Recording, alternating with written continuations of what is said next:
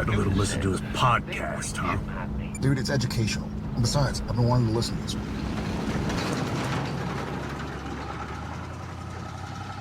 Welcome to Idling in the Impala, a podcast by and for lovers of supernatural and the fan fiction it inspires. I'm Casey. I'm Sandra, and we've got a charming guest joining the podcast today. See what I did there?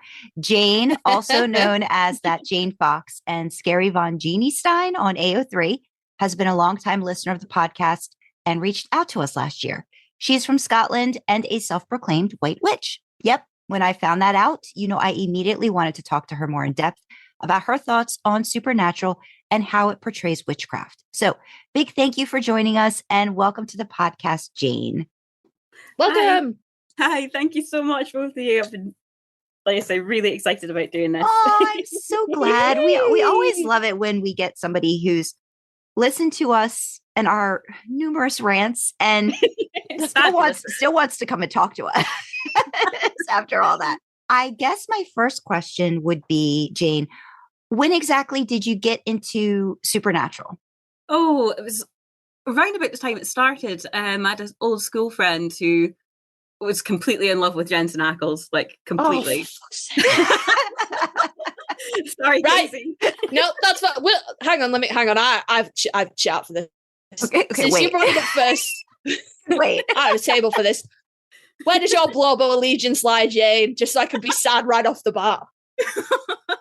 I think you're going to be sad, Casey. I'm very sorry. Oh, it's fine. It's fine. I'm used to it now. Fine. Okay, I do love yeah. Sam as well. I do love Sam as well. Do you know what? People can say that afterwards. That doesn't. No, right. You need to be like, I love Sam, but. And that would take the sting out of it a little bit. People are like, I would die for Dean and Jensen, but I still like Sam. Like, oh, yeah, thanks. That's great. Me and my moose don't need your pity, guys. Oh, my goodness. I have to ask, though. You do. No, like, coming. I have to ask a follow-up question as well. What did your friend know Jensen from? Because we didn't get a whole heap of Jensen stuff over here until Supernatural. So you know what? I'm not entirely sure, to be honest. But I know she used to delve around a lot and pirate a lot of TV programs. So excellent. It could have been anything. Mm-hmm. Excellent. But she did absolutely adored it, and she adored like sort of supernatural-y stuff anyway. So when of course it came over, she was like, "Oh my God, you have to watch this!" And yeah, it just sort of kicked off from there. Okay, so from the very beginning. So so we're talking like in season 1 or right away when it premiered, or your friends started watching it and then you were just like along for the ride. Yeah. Okay, gotcha. Well, that's good. It's good that you had a friend that was like, "Look, you need to," and so then you got in at the ground floor, which is important. Overall thoughts, like on the show, like maybe when you first started watching it, we know that you're a Dean fan. Did that happen right away for you too, or was it kind of like a slow burn situation when you started watching? Definitely more of a slow burn situation. Because my friend was like, completely head over heels, like, totally into it. Mm-hmm. And it was nice to see her sort of being like, oh, this is something, just for her. And then, the more I watched, I was like, oh no, I really like this too. Oh, good. For Supernatural, Jane, did you like horror stuff also? Like, was that something that when you heard about the premise, you were like, ooh, I think I would really like that? Or did you kind of have to ease into it? Kind of had to ease into it because I was quite a fierty cat as a child. Aww. Quite like, oh, look, anything sort of scary and all that. But that same friend, she showed me a lot of stuff, loads of movies, Interview with the Vampire, all that sort of thing. So it's like, she broadened my horizons. Gotcha. And I'm sure Sam and Dean helped because I know they did with me. And you've got beautiful people to look at as well. Yeah, exactly. I got to ask background with the White Witch. Is that something that you've hopped ahead like 4 questions? I have, because I kind of want to get into that and then I'll go back. I swear I'll go back. A little bit. Just because I want a little bit more of a background, Jane, on how that came about. Is that something that was sort of like instilled in your family, just kind of like how, religion, faith, spirituality, all these different kinds of things? Or is that something that you sort of found as you got older and kind of got into? It's definitely something that was more found, because my family background is Irish Catholic. Okay. So quite, my mother was brought up in a very sort of strict Catholic household. Mm-hmm. And when she and my dad split, I was very, very young. She kind of went back to it a little bit, and had every intention of staying within the faith. But then she met my stepfather, who's like the most anti-religious person on the planet. So that never happened. And just as I was growing up, I felt more sort of a connection to nature and, the world around us, the moon especially. I love the moon. And it was my late girlfriend who really sort of pushed it, because she found similar things and all that as well. And she's just like, no, this is something that we can do to learn about together, and we can grow together and harness our craft in a way. Okay. Yeah, I had to ask, but okay, I'll go back. I'm rewinding now. So out of Sam and Dean is a little more front runner. Your favorite. Any reason? No, it does sound like you were going to ask. I'm going to start grilling people on this now. So many people come on and go, "Oh my god, Dean is my blah blah blah." I'm going to be like, "Why?" I'm going to let Tell you me handle why. this question. Then go ahead. In this essay, you will. Why? Why, Dean? Are you just really into short guys with no hair? Like, what is it? I gotta know. Do you just really love the way he wears murder shirts? Like, I struggle with this. I'm like, oh, like, he's taller, he has better hair, he wears nicer jeans, his flannels are... No, I'm not going to finish that thought, because he wears terrible clothes. To be fair, Casey, I'm barely over 5 foot, so everybody's taller than me. Oh, all right. You gained back a few points in my book just for being like, I am small and I go for the smaller man, because I appreciate that in a person, because some of us are 5'8", and when you all take the 6 foot men, that is a problem, Genevieve.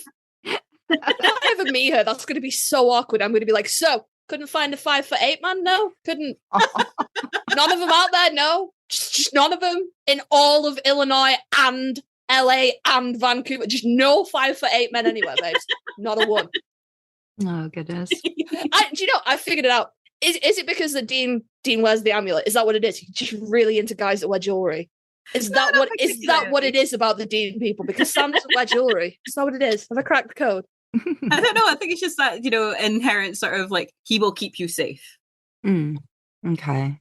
And did you get that right away in terms of how he interacted with Sam? Because is it also because I mean, a lot of people kind of talk about how it was kind of like a Star Wars, like Luke and Solo kind of relationship. So I think immediately he's the wisecracker. I didn't know if that was sort of like the guy you tend to like when you see him on screen. You're like, oh, because I definitely have a type. I've realized that now, and that's what Dean kind of like. That's like.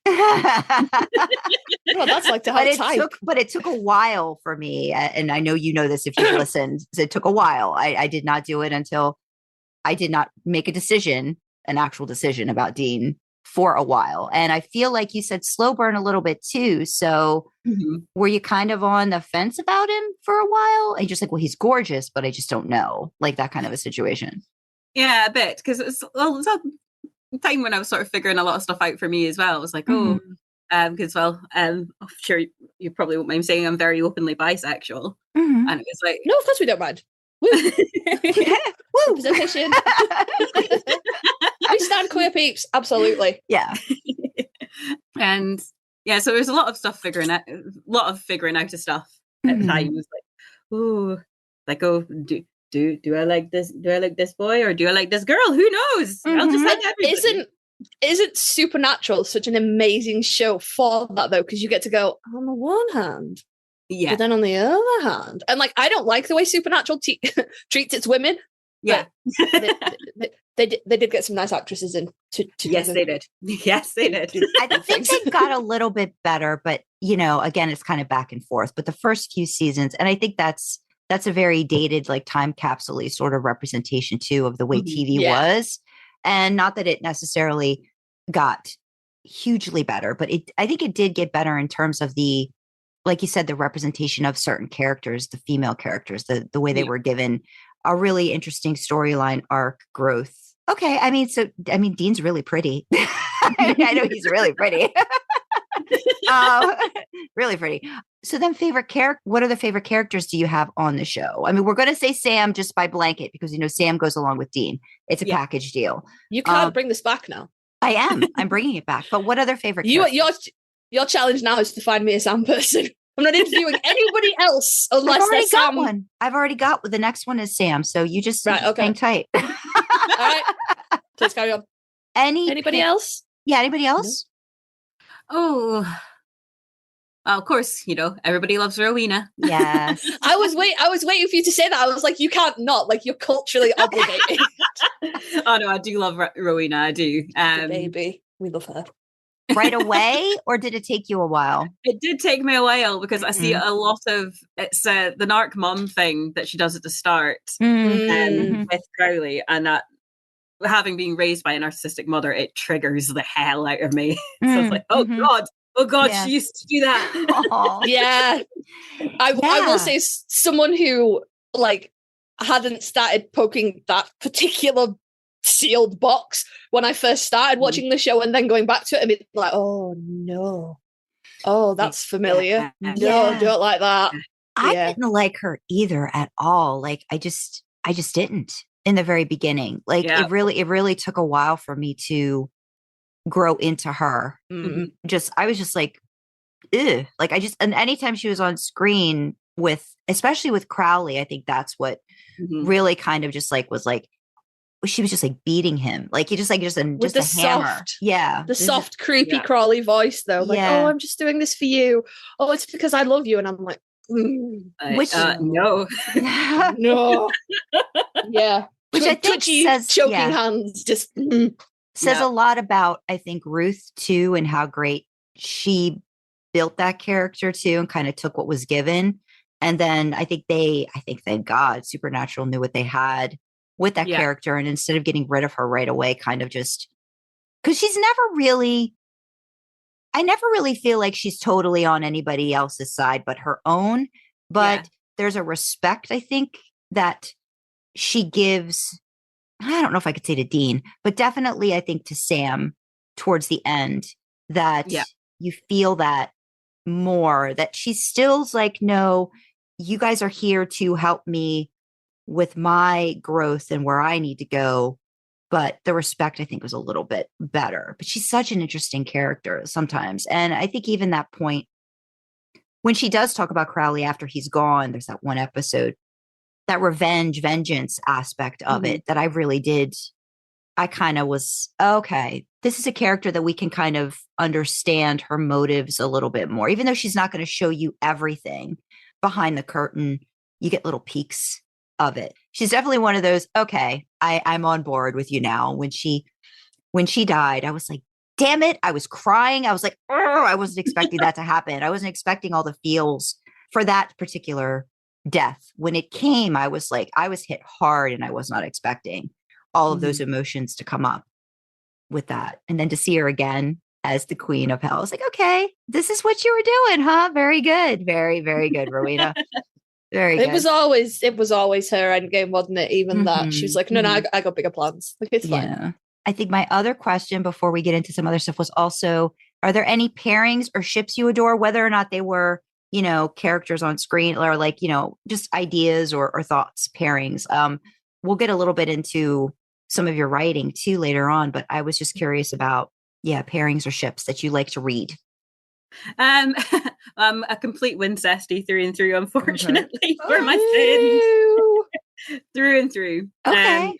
Generally what I read. Okay. All right. Do you read any J2 or anything like that, or is it just pretty much just Wincest? A little bit, but not hugely. More just Sam and Dean. And when did that happen for you while you were watching the show? Was that another thing that, did you, because a question we've been asking too, did you seek that out at a certain point, or did you wonder if there were people writing that stuff, or was it just like, oh, and then Like, how soon did that happen for you? Very late on, actually. Okay. Because I was always aware of it being, a thing. Because the early days of Tumblr were a magical place. Mhm. Mhm. So it was always something that was kind of on my radar, and it was actually during the pandemic. I was like, right, okay, let's have a proper delve. Let's have a see.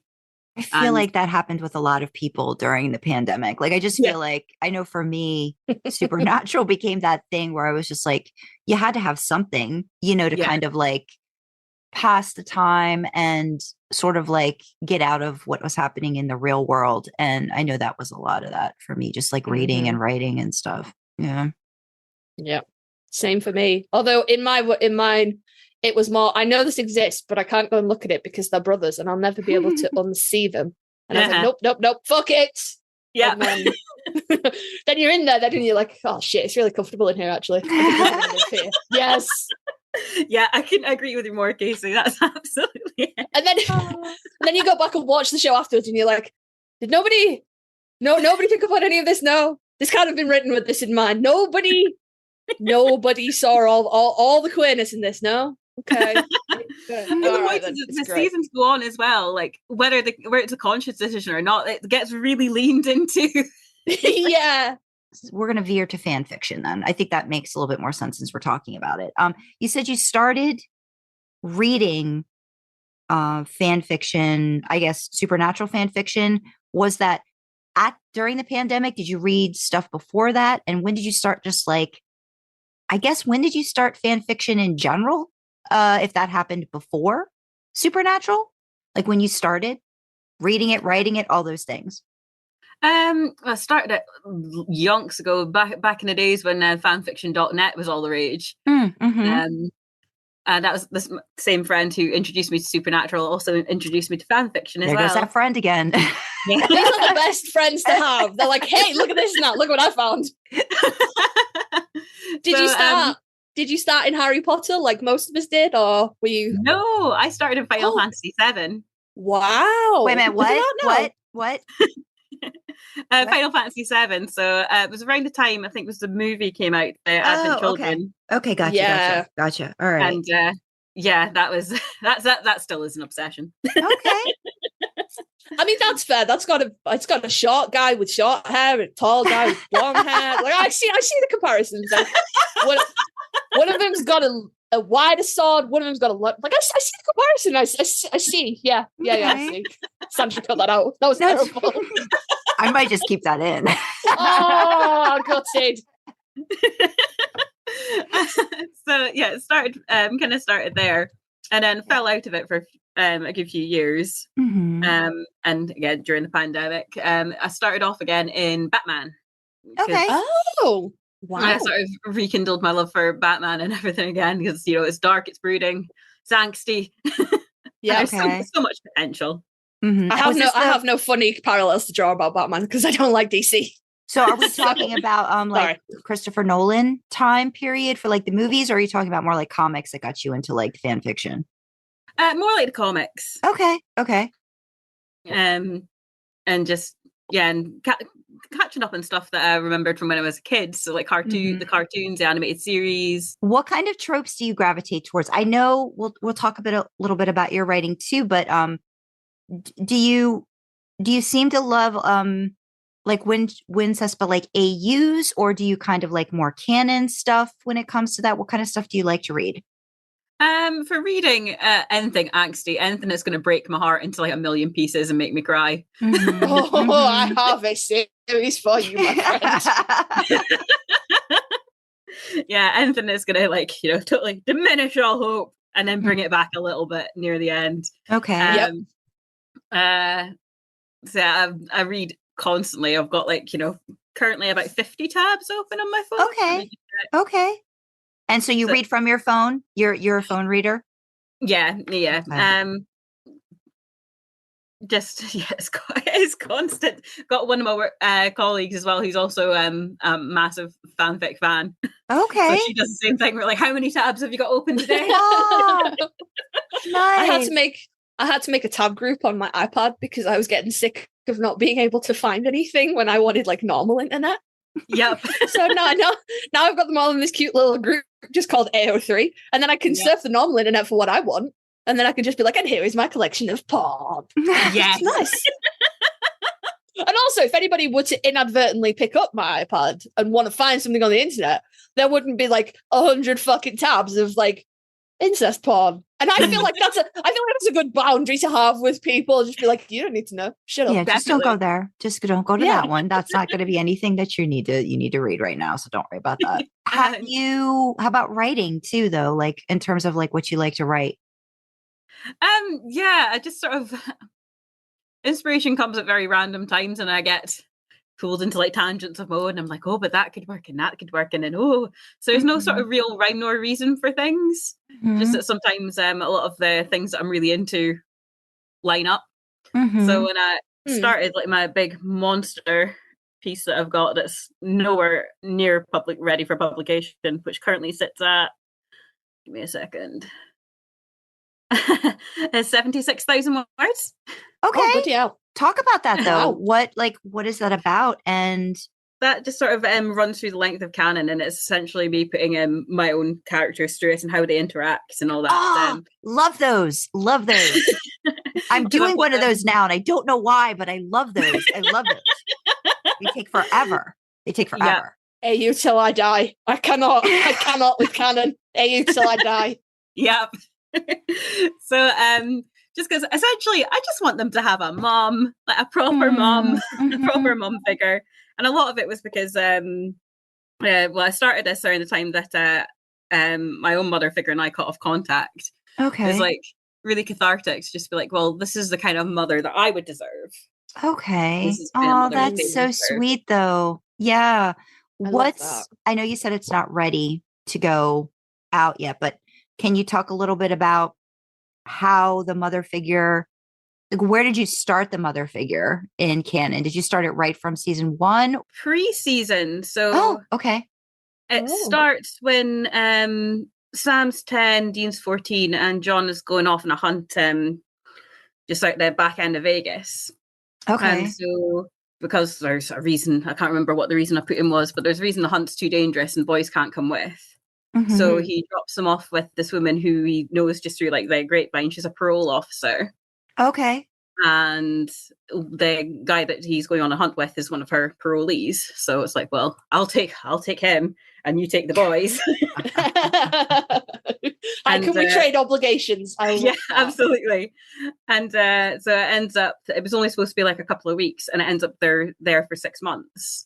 Okay. And they become this like cute little family. So she's got a civil partner at that point in time, because that would have been the late 90s. And they're fostering a wee girl, so become like this proper little family unit. And then John comes in the middle of the night and is like, right, I'm back, let's go. And then you shoot him with a 12 gauge, right? That's what happens then? That would be following canon.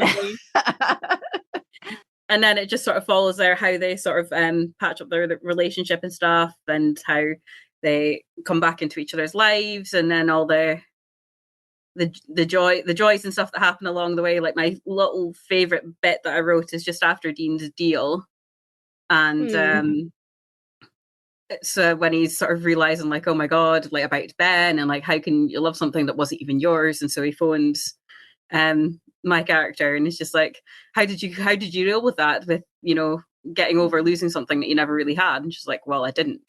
Never got over losing you. Oh, that's so sweet. I need this. I'm not gonna lie to you. If you like.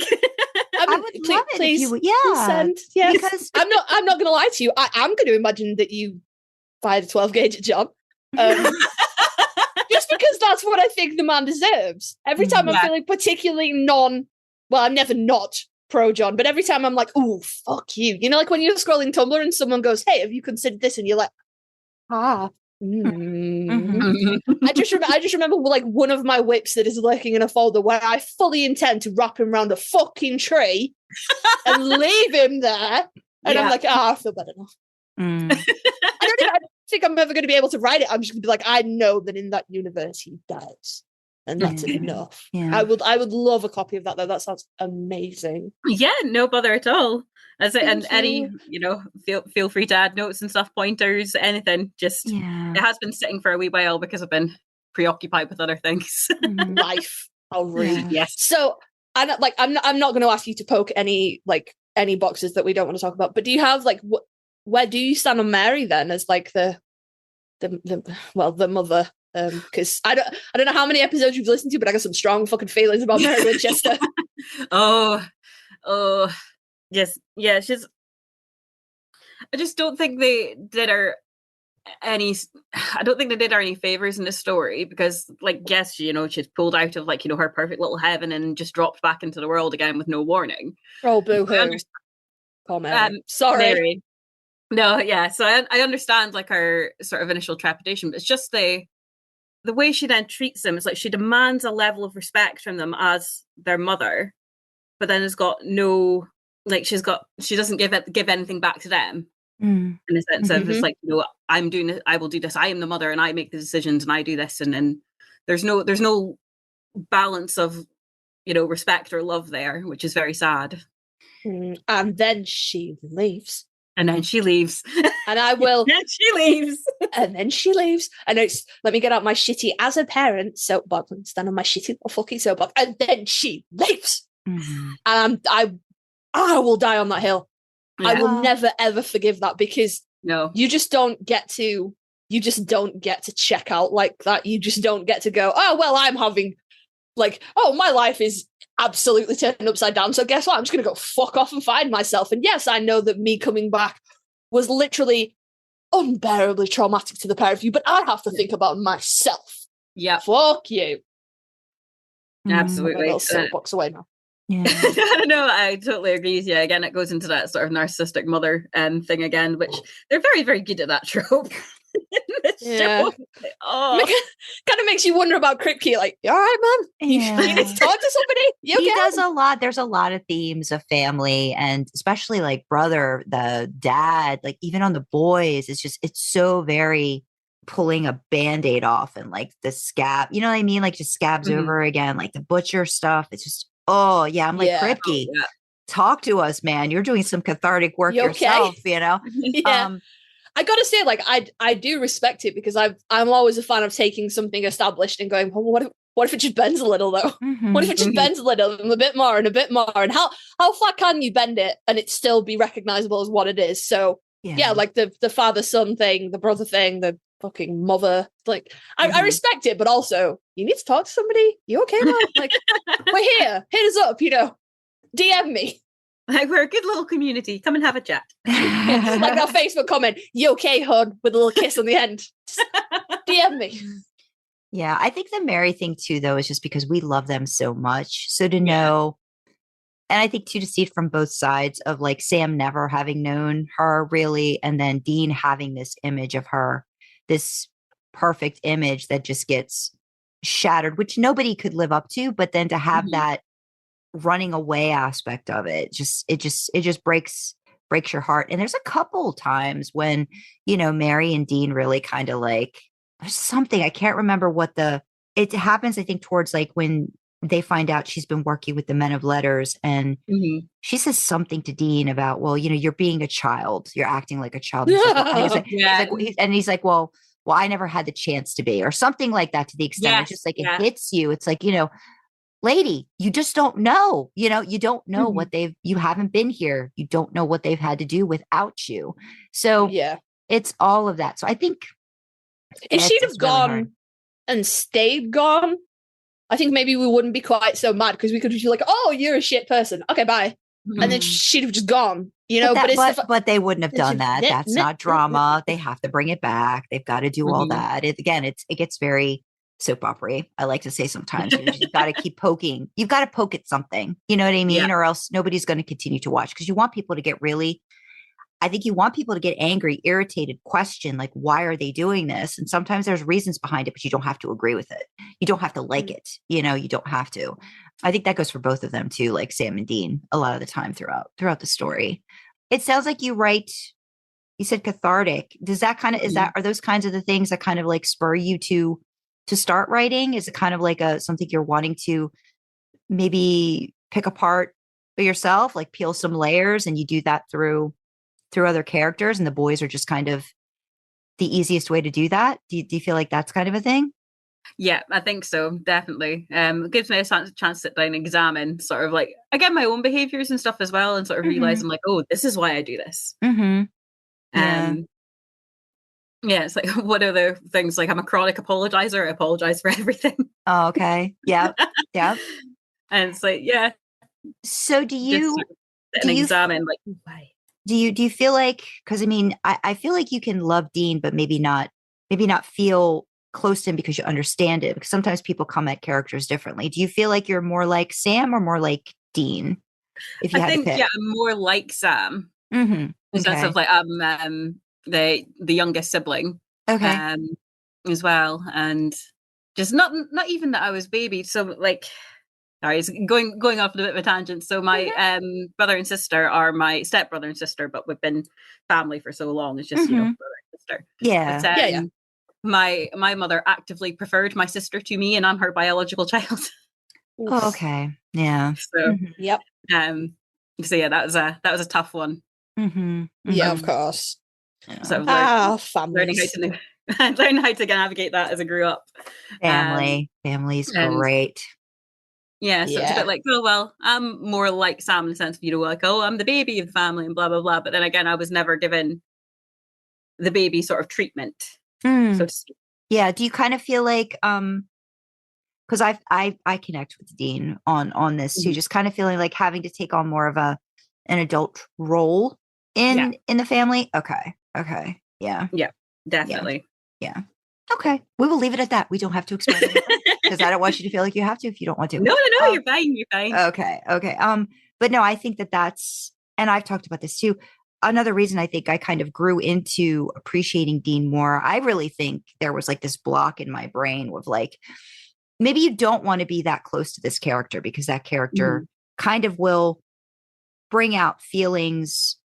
And then he just couldn't stop doing it. He just kept bringing up the feelings like, okay, we're going here. We're going here. This is what we're going to start talking about and dealing with. And so I think that's why it's a problem I've never cared about in a fictional character this much in my entire existence of life. And I never thought I could say that about any fictional character ever. And Dean Winchester is that for me. It's a problem, as you can tell, because we're talking about him on a podcast. So this is where we are right now. You have a significant other, do you not? Yes.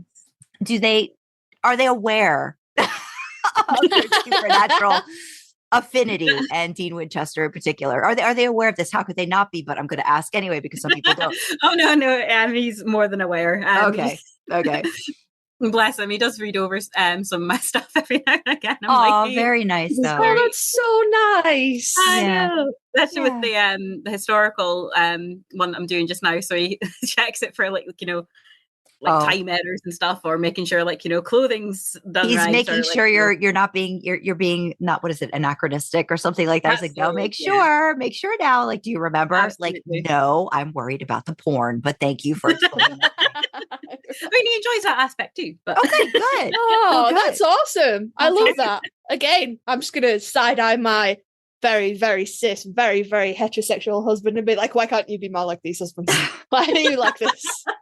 I love you. I know you're probably not going to listen to this, but I love you, honey. Aw. Well, I think that's sweet too. Especially, I couldn't get my husband to read my stuff because he's just not a reader. My husband actively refuses. He's like, no, it makes me cringe. He's like, not your stuff. That fan fiction in general makes me cringe. It's not you, baby. It's just all of it. And then I'm like, okay. And then I use my powers for evil because I'm like, hey, I was on a thing. Did you know so-and-so and so-and-so from something that he likes is like a legitimate ship? And he's like, shut up. And I'm like, did you know? I tormented him for like 3 days about Big Bang Theory fan fiction. He was not happy. Like, do you know how many Sheldon Lennon fics are out there? They fucking like rabbits on the internet. And he was like, that is disgusting. And I'm like, I know, right? Oh God. I can't think why he doesn't read my stuff. Can't think why he's a silent supporter and not an active participant. That's great though. I love that he fact checks your work as well. Yes. And is like, no, this is, they would be wearing these. Yes. Like, yeah, knickers, like certain types of underwear, like so they just didn't wear them in some, like it wasn't a thing. Like you'd think, oh, it'd be so nice for them to take off their stockings. Well, some people didn't. Like some people didn't have certain, like they didn't have like stuff that you would imagine that they have underneath all that stuff going on. So was the so is it the son of a bod that he was kind of like making sure certain things were the way they needed to be? That's very nice. It's very nice. That's fun. Which when he told me he'd read it, it's like all the color dropped out of my face. So what do you think? I really, yeah, because you got to be like, Well, and I think it's interesting too, because I think we've had conversations about this too, where just because you write certain things doesn't mean like your body, your brain is exploring, imagining, but like some people just don't kind of get, you don't necessarily maybe want to do everything that you write, or that you don't like have experience in all these. So you're exploring, you're imagining, and that's just like with any other type of writing, fan fiction, and smut is kind of the same thing. Like not everybody necessarily has the knowledge base of it, but you want to write about it, or you say, well, no one's written this. I want to try this. I want to see what my brain wants to come up with that. So I think that's cute. That's cute. I have told my husband to listen to some of my podfics. I don't know if he has or not, because I think he would enjoy those, because he does listen to audiobooks, but I don't know if that's been a thing or not. So I have to ask him. Yeah. I'll poke at him about that. I'll ask him next time he comes on. I'll be like, Sue. Yeah. Really? You want me to ask him that live? Sure. Just see what kind of reaction you get from him. Yeah. It'll be no. It'll be no. I guarantee you it'll be no. Make a note of that. Yeah. What, Jane, what are some of your favorite, like authors, fanfic authors? Because I know how many works, you have a handful of works that you've, I think, posted from different fandoms. Do you have a favorite of yours? And then what are some favorite, like maybe SPN fanfic authors that you could expose us to, or give us some names so we can check them out as well, if we don't already know of them. So my sort of favorite works of mine. Oh goodness. So yeah, I've been having a lot of fun with. Been having a lot of fun with Son of a Bod. Just because it's so out there, and it's a challenge to try and keep them as in character as possible. So, and I love Rowena in it. Rowena's very great in it. Oh, thank you. Yes. She does have a bigger role. Okay. And how far, like, because I know you haven't updated that in a bit. Are you kind of like just getting into like sort of like the middle of it, or do you think like when you have you written more and you just haven't posted it, or are you just kind of like feeling okay? Awaiting review from my wonderful beta reader at the moment. It's Compo 67. Okay. I don't know if you've read any of their works before. But is it really? Yeah. Oh my god. I do know Compo 67. Yes. Okay. I got it. How do we spell this? Just so I Compo, like the compensation. Okay. Yeah. 67. Okay. Yeah. Wow. And that's your beta? Yes. Okay. So it was just sort of on a whim, because I was writing it and I was like, I really, really, really enjoy this, and I hadn't slept in about 3 days. That'll do it. Yeah, it's like, right, do you know what? I'm just gonna ask, because I've been following them for ages and really enjoy the way they write and their style of writing and the stuff that they write about. So I was like, wonder if they maybe would. And very, very graciously, they said they would beta for me. So like, oh, thank you so much. Very nice, very nice.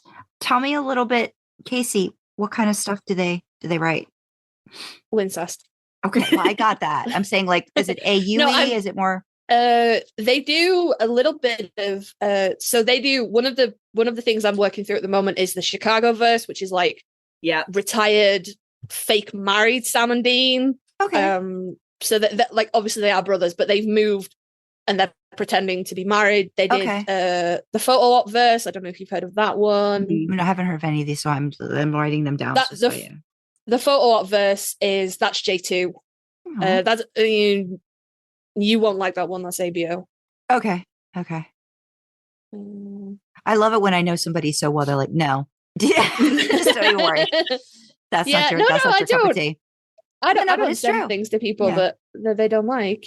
Mhm. Yeah. Yeah, not that I don't like it. It's just it's never gotten me. It's never really hooked me the way it does, I think, for other people, which is fine because I like things that other people don't. It's just a way of fan fiction. Just a way of fan fiction. Absolutely. That's why I've got such a wonderful broad community. Yeah. Yeah, that's it. It'd be so boring if we all like the same thing, though. Yeah, exactly. Anybody else that you could suggest? Yeah, Hath Frozen. I don't know if you've heard of I've them. heard about them. I know them as well. There's so much overlap. How have we not encountered each other on AO3, Jane? Good lord. I've heard about them. Yes. Yeah. I've been told a lot about them. So They wrote Mother is Pretending, which I was like, you are not allowed to judge me for liking this fic. And you were like, do I come across as judgy? And I'm like, no, I'm just really embarrassed about it. It's my guilty pleasure. They wrote that one. Yeah. They've written some others, but I always think of Mother is Pretending when I think of Half Frozen. Yeah, it's Brother Only Once. That's the one I really like. I read that at least every couple of months just to give myself a heartbreak. Aww. Now that rings a bell as well. But I would have to check it out. But So yeah, you're definitely in for the angst then, Jane, like you said. Okay. Definitely. Okay. And there's Dolly Lux's Invisible Boy series, which again I read at least twice a year. There's so much of it, and it's just so in depth and so Have you read Fuck Boy Next Door by Dolly Lux? Oh, probably. I go back and read that like genuinely at least once a month. Every so often, like one of the lines from that fic will just saunter into my head and be like, I'm not leaving until you read it. It's so fucking, it's just a one shot, but it's so good. I love Dolly Lux. They're like nasty, dirty, filthy, like in a way that borders on uncomfortable for me. And I love it. Oh yeah, they're just absolutely fantastic. Sandra's writing all these down so she can reach out to people, and then I'm gonna be like, oh, that's awkward. You'd have to. You never know.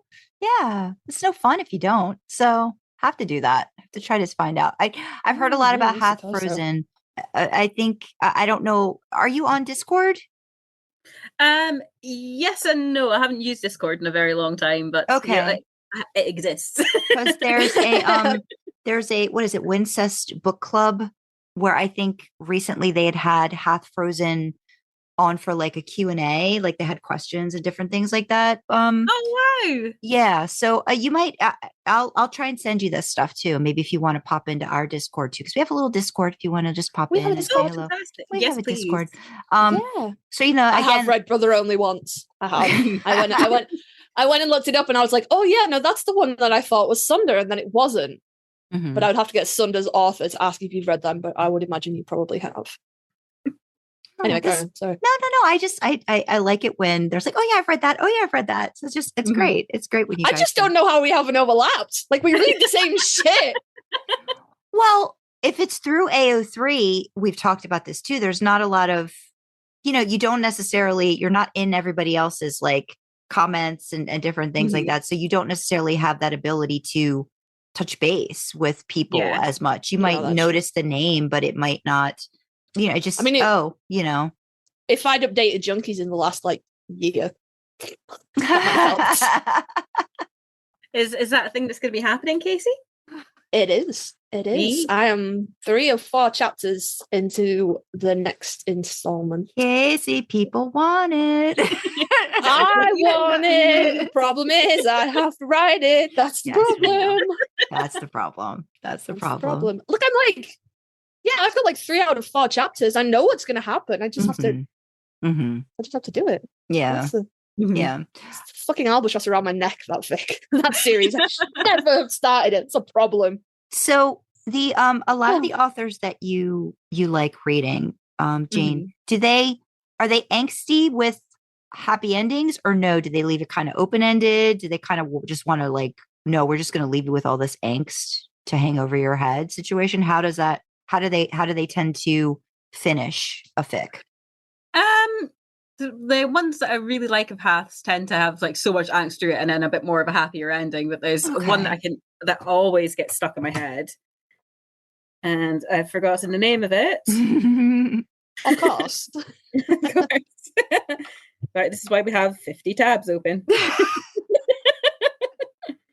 Like, you need it. I'm trying to navigate everything on the fly because I don't read AO3 on my laptop. So I'm like, shit, I need to, what is this author? And AO3 is going, no, you're doing too many things. Stop it. Mm-hmm. So yeah, it's Hungry and Hollow. Is that an author or a fic? No, it's a fic by Half Rosen, and that's Okay. that one. Yeah, that rings a bell as well. That one ends devastating. Okay. I wouldn't have it changed at all. It's just okay. Yeah, sometimes I mean everybody's, got different things that they really go for with fiction too. And I think Casey's been kind of like with Junkies, right, Casey? Like it's just the ending, like getting back to that, because people are saying you need to end this happy. This needs to end happy. How are you going to do this? And that's like the conundrum of, how do you get it back to a happy state, but also like a real, not just like a wave hands. And this is because, I mean, you could do that, but that doesn't feel I ask myself at least once every time I'm in that document, is it too late to retcon this? Is it too late to go back like 3 installments and have Sam be like, no, it's fine. No, it's fine. I found the author of Sunder, Jane. That's a Kit Kat. That's a Kit Kat. So if you're not familiar with it, like I'll throw the link in the chat here, but it's if you like some of Hath Rosen's darker stuff, you'll like that one. Excellent. Thank you. You're very welcome. Well, you don't have to click on this, Sandra, because no fucking part of this is anything that you want anything to do with. You're just going to be like, why have you done this to me? No, that's fine. No. I'm ship and let ship. Read what you want, but I'm glad that Casey's like, nope, you're not going to want to read this. Yep, your kink is not my kink, and that's okay. Thank you. I guess if we go back, because I know I kind of jumped ahead, went to the fiction part, but when it comes to supernatural and witches and all of that fun stuff. Sandra's been so hyped to talk about this, by the way. I know, because I have so many questions. Because I was really interested in the whole aspect of when you said white witch. Because again, like I think just media, different things like that, storytelling, you kind of have an idea, but you don't really unless you've looked into it. So what is a white witch? What is that all about? You said that your friend you had a friend that drew you into it a little bit too. What are the beliefs behind it? I found like something on the internet, but I was like, I wanted to hear it from you. Like, what is a white witch? What does that mean? What do you do? The great thing about paganism, Wicca, and everything in general is that it's very open to interpretation, and it's all about how comfortable you feel within your own belief system. So I don't necessarily believe in any deities per se. I'm a very sort of sciencey based brained person. So I like things that I can see, things that are tangible. So whereas the moon has a physical pull on the earth, that's how we get the tides. It's like, just loads of things like that. So okay, I gotta ask you, do you believe that's why people go crazy when there's a full moon? Like, is that an actual thing? Because I feel like it is. There is enough anecdotal evidence at this point that I believe that anyway. Even if science came out and went, no, it's bullshit, I'd be like, no, it's not though. So crazy's not the best word. So how would you describe it? Like if you had to describe it scientifically. So like, what do you think it is that's occurring that everybody just loses their ever loving shit? Honestly, I don't know. I don't know if it's just because you can see more of the night, and you can have this outdoor awareness, and people are like, oh, this is weird. I don't vibe with that. Oh, so kind of like it's not time to go to bed yet, like that kind of mentality. That. But I can safely say that our cat does go absolutely crazy every time it's getting near the full moon. Okay.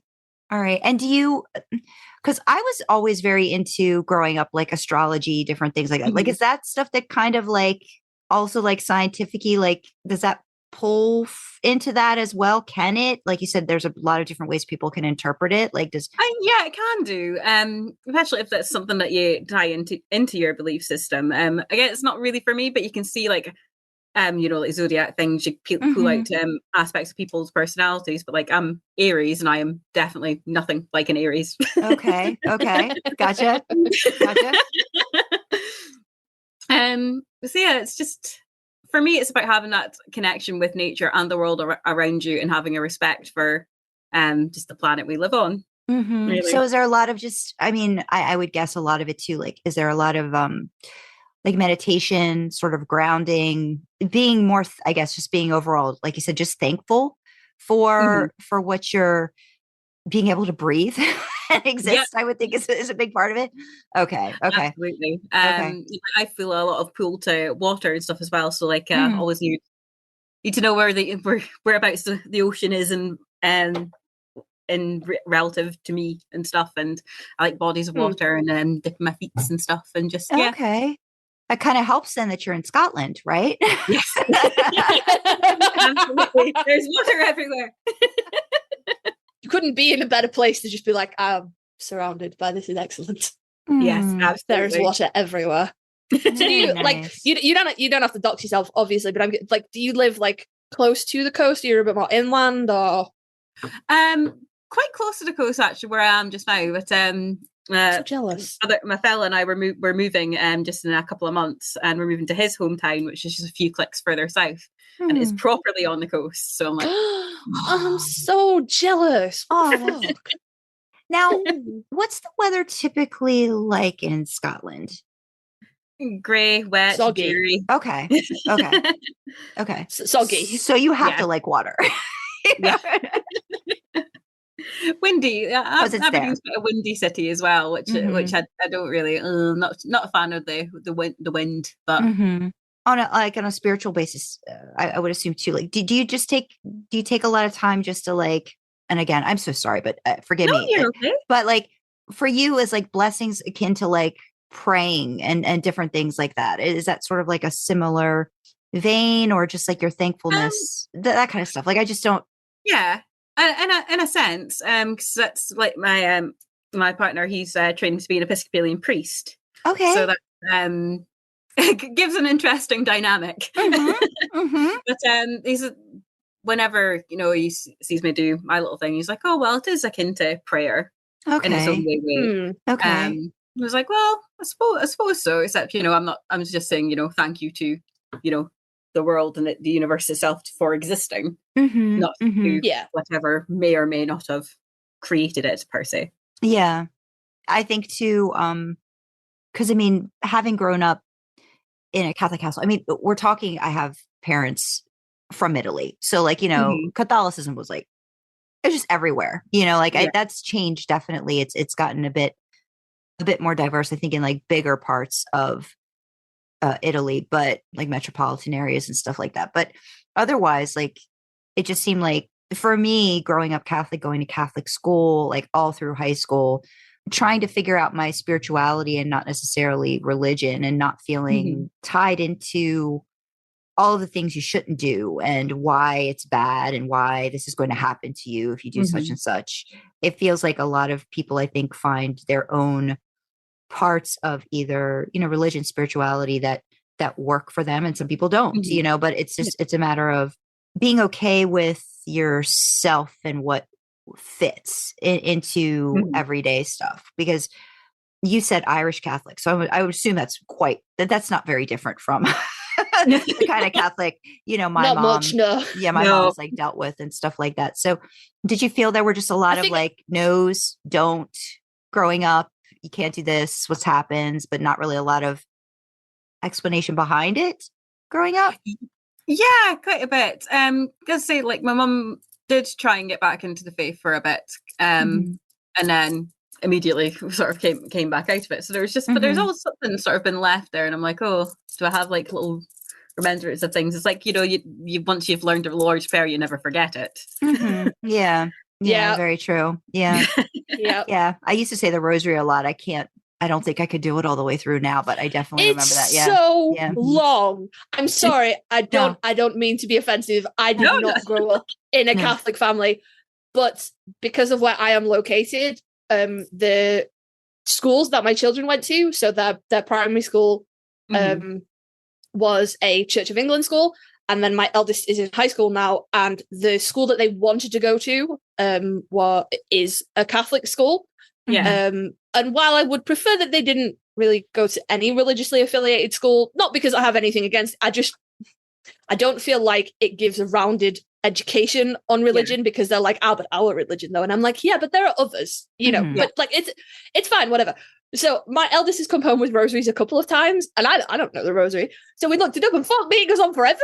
It's like hours. Yeah. Like fucking 10 Hail Marys and then an alpha and then another 10. And I was like, a Hail Mary takes a minute to say, and so does the Lord's Prayer. What the fuck? Yeah, I think I might have told you this, Casey, but like the whole reason I started, and again, I think this just points out, Catholicism or just certain religion, like any sort of religion that gets, a little like cause and effect situation. But I was in elementary school. I might have been in 5th or 6th grade. I don't remember, but I remember a sweet little nun. I do not remember her name in our school. And she basically just a bunch of us girls were just chatting one day and she was talking to us and she just said, yes, well, as long as somebody says the rosary, the world's never going to end. So my brain started saying the rosary every day. And I did that up until I was in late 20s, early 30s. And then one day I was just like, what if I stop? What's going to happen? And I stopped and the world didn't end. But like, that was like kind of my main reason why. Like, I was like, okay, I do feel that it can help. It can be a way to sort of like center yourself. So I think some people need it, right? Like some people need that sort of routine, that ritual that kind of gets you in a place where you're just kind of focusing on the one thing. So I understand it's very meditative, isn't it? It's even very meditative. Like, yeah. No matter but that what was my whole reason for doing it. I was like, okay. So, but I did eventually stop. But yeah, so I mean, I think that people get what they need out of different things. And sometimes you just need to find your way to whatever makes sense for you. Absolutely.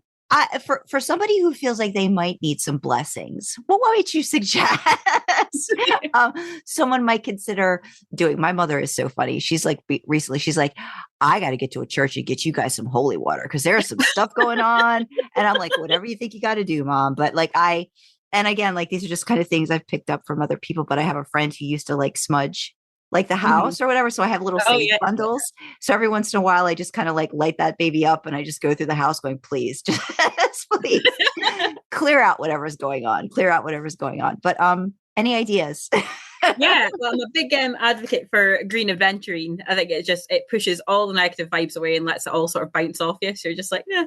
Okay. It's quite funny. We got to see it in practice. So my sister and my brother don't talk. And they were at a mutual friend's wedding and winding herself up about it. And was like, right, well, take the green adventuring and, he probably won't come anywhere near you. And he didn't. Oh, look at that now. Oh, there we go. Green adventuring. So it's writing like that down. Yeah, can I query that? Is that like a thing that you would say, like a ritual you would perform, or like what it's is all that? stone, right? It's just gemstone. Yeah, it's just a stone. Oh, right. So wow, I feel silly now. Sorry. No, you're fine. So what I do is I'll always leave my crystals out in a windowsill the night of the full moon, just to like have them sort of like quote unquote charged. Yeah, that's the word. Yep. I'm familiar with this concept. Tarot is always a good one if you feel you're a bit directionless, because I think they can give you a good point in the right direction, unless you're my sister's cards, which beat you over the head with something very, very heavy. Like, right, get your stuff together. Oh no! See, this is why I live in ignorance. I'm like, I don't want to. I'm happy in my little bubble of bad shit's coming, but as long as I don't look directly at it, it'll probably be fine. Live in ignorance. That makes sense. It makes sense, though. Yeah, absolutely. Bay I put bay leaves in pretty much everything that I cook as well. But they're okay. Not only just add a little bit of flavor, but it's also that little bit of protection as well. Yeah, we got bay leaves. My mom's big on bay leaves. Yeah, we do a lot of that. Yeah, for the food aspect, or for the I don't want to say religious because that doesn't feel right for what you use it for, Jane. But I don't know what other word to use. A bit of both, really. And so I do this thing where when I'm picking out the bay leaves, so always ask to get a partner, or if we've got our friends around, be like, right, somebody needs to pick the lucky bay leaf. Oh, okay, neat. And that's just a little bit of like, oh, like, we've all helped make the dinner, or we've all helped, prepare a meal and stuff. And yeah, it's just, I don't know, it's really dorky, but it's really cute. No. that's actually really similar to the silver sixpence in the Christmas pudding. Very similar kind of ritual. Feels like too strong a word, but like, you know what I mean? Like it's like a community thing, right? It's just like, it's bringing people together in some way. So it's a little thing that kind of, I think that's sweet. I like and that. Yeah, that's very nice. PSA, do not advise putting coins in dinner, but no. No. Don't do that. Don't do that. But we used to, and don't do that. Nobody do that. Well, I assume most people made it out alive, but in 2024, don't put coins in your dinner. Yeah. Bay leaves are fine though. Don't do it. That's fine. That's fine. So if we talk about witches on Supernatural, the big one, Rowena, what were your overall thoughts like when you saw her when she popped up? I know we talked a little bit, but her witchiness and that aspect of it, like what did you take from her?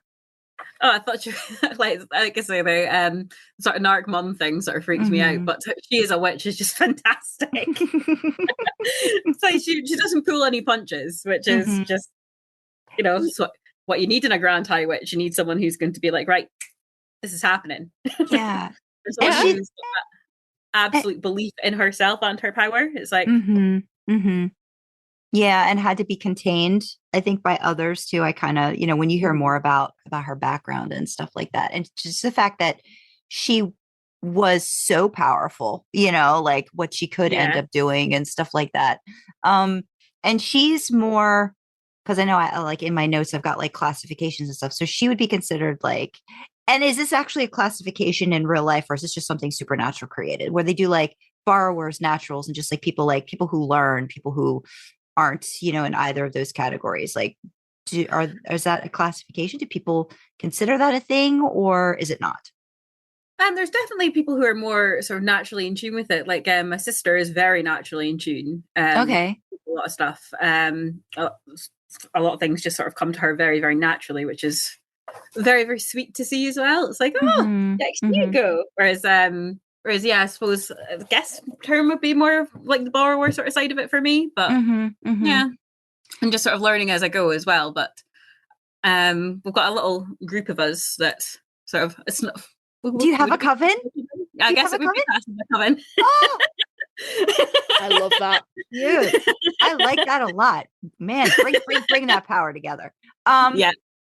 So yeah, I was thinking too. So I know you said a friend had kind of like brought you into it. So my thing is too, is like somebody wouldn't necessarily know or pull all of that stuff together, right? Like unless there was another person there to be like, you might have a gift for that sort of situation. Yeah, definitely. Because the way that Haley and I did things was because she had more of she gravitated more towards the Egyptian belief system, like ancient Egypt and all the deities and stuff from there. Okay. And she just had an absolute fascination with it. And she incorporated a lot of those deities and belief systems into the way she practiced. Okay. It's just something that made her feel very connected and very grounded. It's like, yeah, it's just so very interesting, like you said, how vast, and just depending on what part you want to learn more about, that kind of like speaks to you, I guess. Yeah, it definitely comes down to more personal preference and stuff as well. And there's like some people who practice like absolutely like quote unquote religiously. Whereas like myself, I just sort of like, do little things here and there, and then maybe every so often I'll be like, I'll set up like, a little jar of moon water, and then you can do that in like little ritual things. And just sort of as and when. Yeah. On the topic of like not knowing you've got the ability, that just kind of reminds me too of like Sam on the show, and his, like, I think his affinity for it, or that it was, I think, easier maybe for him to like gravitate towards. And I don't think he would have necessarily felt that without maybe Rowena, without that little like injection of her. You do relate to Sam a bit more, like the whole magic aspect of it in him. Like, what would you have wanted to see happen with Sam, with that magical aspect. Because I mean, I think they left us at a really interesting point where when Rowena was gone, she had left apparently he got access to all of her stuff, which is a big deal. Yeah, absolutely. And so what, could he have been like a really amazing warlock, or something like that? Yeah. Or what do you imagine for Sam if he'd been given? I wish they'd ran with it a bit more. I really, really do. Because it could have been absolutely fantastic. And I think even just from a spiteful little brother sort of way to just piss me off a bit. Yeah. Like, well, see, look what I can do it. Yeah. Yeah, you pulled me out of college, but fuck you, I'm gonna learn anyway. I'm not a liar, but I'm gonna become a witch. Fuck yeah, and I can totally see that. like spite is a hell of a drug, I would also have loved to see that. Do you subscribe to my headcanon that there was definitely some Sam Wiener going on behind the library shelves? Oh god, yeah. Okay. Yeah, good. Excellent. Good. Excellent. Good.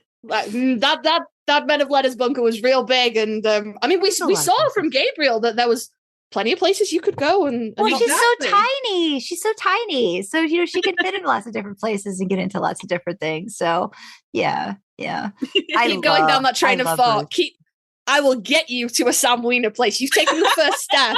I'll get you there. I just felt like they could do so much more. So what do you think they got right on Supernatural, and then what did they get so wrong, or what did they miss the mark on when it comes to witches and witchcraft and stuff on the show?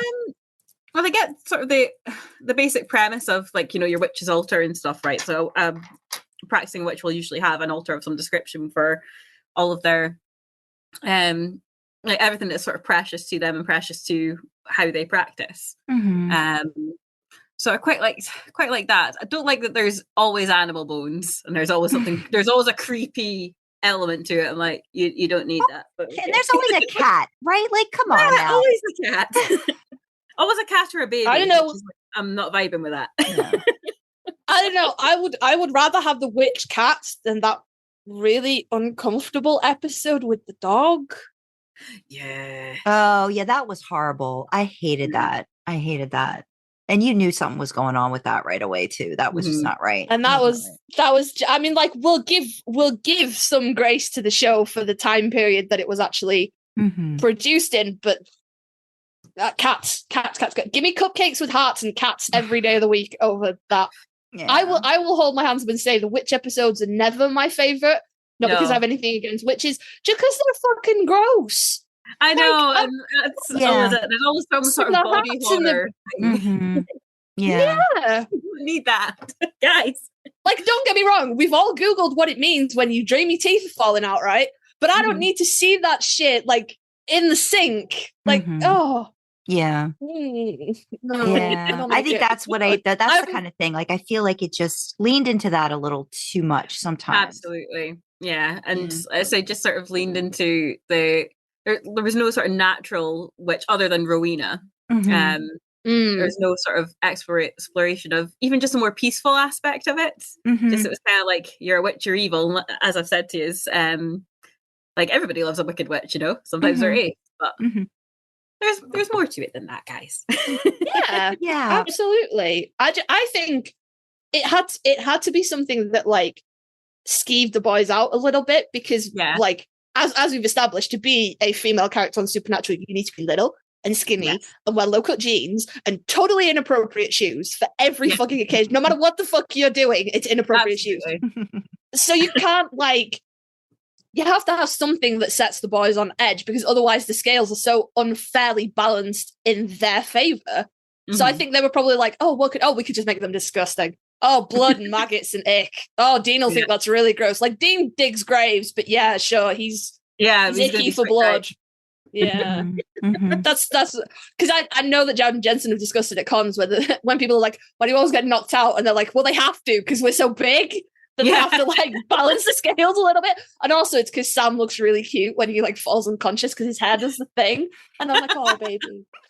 I know exactly what you're on about there, Casey. Yeah.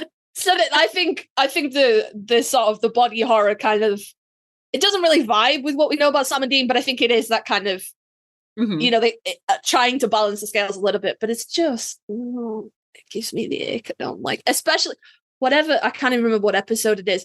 It's the one with the witch that's trying to get revenge on, and she turns a sandwich into, there's maggots in a sandwich, and I'm like, oh yeah. no, Yeah, that's a season fucking disgusting. 3. That's a season 3 episode. Yeah, Malefius Maleficarum. Malleus Is that one? Maleficarum? I think so. Yeah. Yeah. And I just remember it as the sandwich with the maggots get me at the best of times, but in my food, no. When you talk about a baddie, right, like, or a monster situation, like, witches they're human. There's a certain aspect of it that can be so interesting to delve into. And I think they do with Rowena. They just don't use it well on the show. Yeah. And I think maybe that's because I was trying to figure out, because like Dean's always like, I hate witches. And I'm like, but why though? Witches, man. But I was trying to like, but why though? And is it because they are in fact human, and he's like, he just can't figure that part of it out. Yeah. It's like the moral dilemma for him. Yeah. Yeah. But I think one of my questions too was like, what do you think he could have learned from you to change his attitude towards witches? I don't think he could have learned anything really. Like, he would probably still hate it. Aw. I think the moon, all that, grounding yourself and getting in touch and nature.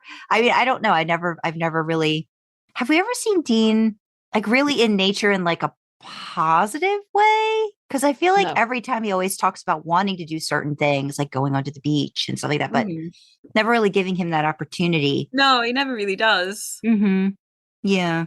And I also wonder too, because I've heard a couple of people say that, people don't talk a lot about, because we know Sam, right? Like Sam's powers and a lot of different things that he was able to do psychically and all that stuff, but maybe what Dean might have had intuitively and stuff like that. I think he did in some ways. I just don't think it wasn't to the same extent that Sam has it, but I think he could have been somebody, because you see him doing spells and stuff like when he has to and different things like that, but just this intuition part of him that I think is really important, and that could get developed, I think, a little bit more. That voice in the back of your head that I think you need to listen to more. I think he's got that in spades, and he doesn't always follow it.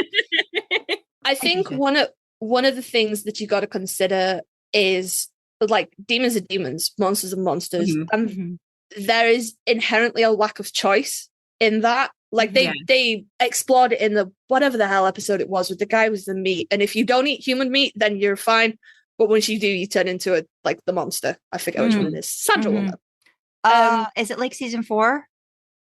Maybe Metamorphosis, the one with the Ruguru. That might be the Ruguru. Yeah. Yes. Yeah. Because it's got that guy in it, and he comes back later on, and they have to sweat. I think it might be like a Jefferson Starship or something. They have to sweat it out of him. There's a blooper. Okay. That's the only. That makes me a monster donut. That's the only way I know. Okay. So gotcha. There's a blooper. Gotcha. But yeah, so like there is an inherent lack of choice in like most monsters, and obviously demon's going to demon. But like you said, witch is a human, so that's a choice to turn dark side. For most of the witches on the show, and I wonder if that's what kind of keeps Dean in check, because I think he probably would have the same kind of skills as Sam if he chose to apply himself in that direction. As we've said, Sam has no natural affinity for it, but he's learned, and so maybe Dean's kind of block there is that he's making a choice not to do that, because then he's choosing to stay good, because all of the interactions he's had with witches, they've gone bad, right? Or the power has taken them to different. Even Rowena, she never did any. Very rarely, if ever, did anything for the benefit of someone else. If she did something for you, it was because she could get something out of it as well. Absolutely. Yeah. So I wonder if that's kind of Dean's, like why he hates them. Like in a similar way that I'm so obsessed with the Benders, the episode, demons are the real monsters. Like that kind of, people have the choice and choose to go dark side. And I think that might be Dean's sticking point there. Yeah. He just sort of ran into Jane. That would have helped. He just needed to get a little more.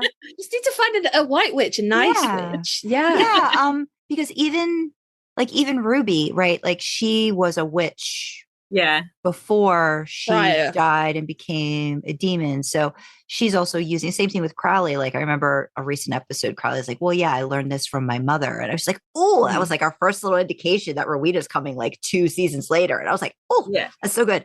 But again, it's like not using it in, not using the stuff in a good way, but you see how they're using it for their benefit. And Ruby, I think, was like that too. So I just don't think he got enough. Funny enough, I think this is why in my writing, I really am starting to explore, I did in Some Sunny Day, like my character, my main female character ends up finding out comes from witchy lineage, whatever. Like there's this thing that so I really think I like exploring it and kind of leaning in like what things trigger a person like one way or the other. Cause like even in The Wizard of Oz, right? Like, I mean, they were both kind of like, I think they started out good, right? Like, and then one kind of turns bad. Like, what are the reasons behind that? Like, what choices were made? Is it because it's just this need for power, which I kind of wonder. I think with Rowena, that's a big thing, right? Like, I think her need for that, I think tips the scales. Were there really any white witches? Because I think you mentioned it, Jane, but I can't really. No one stands out to me on the show as a white witch.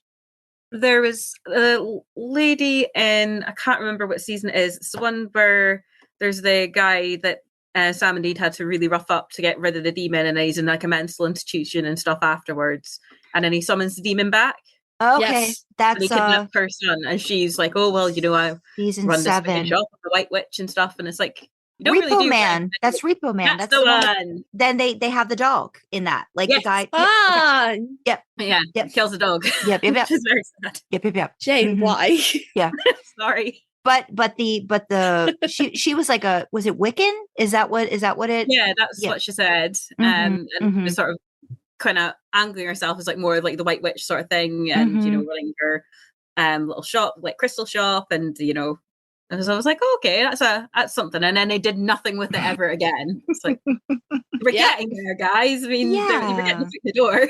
Yeah, we were so close. And you just went, nah. Oh, rude.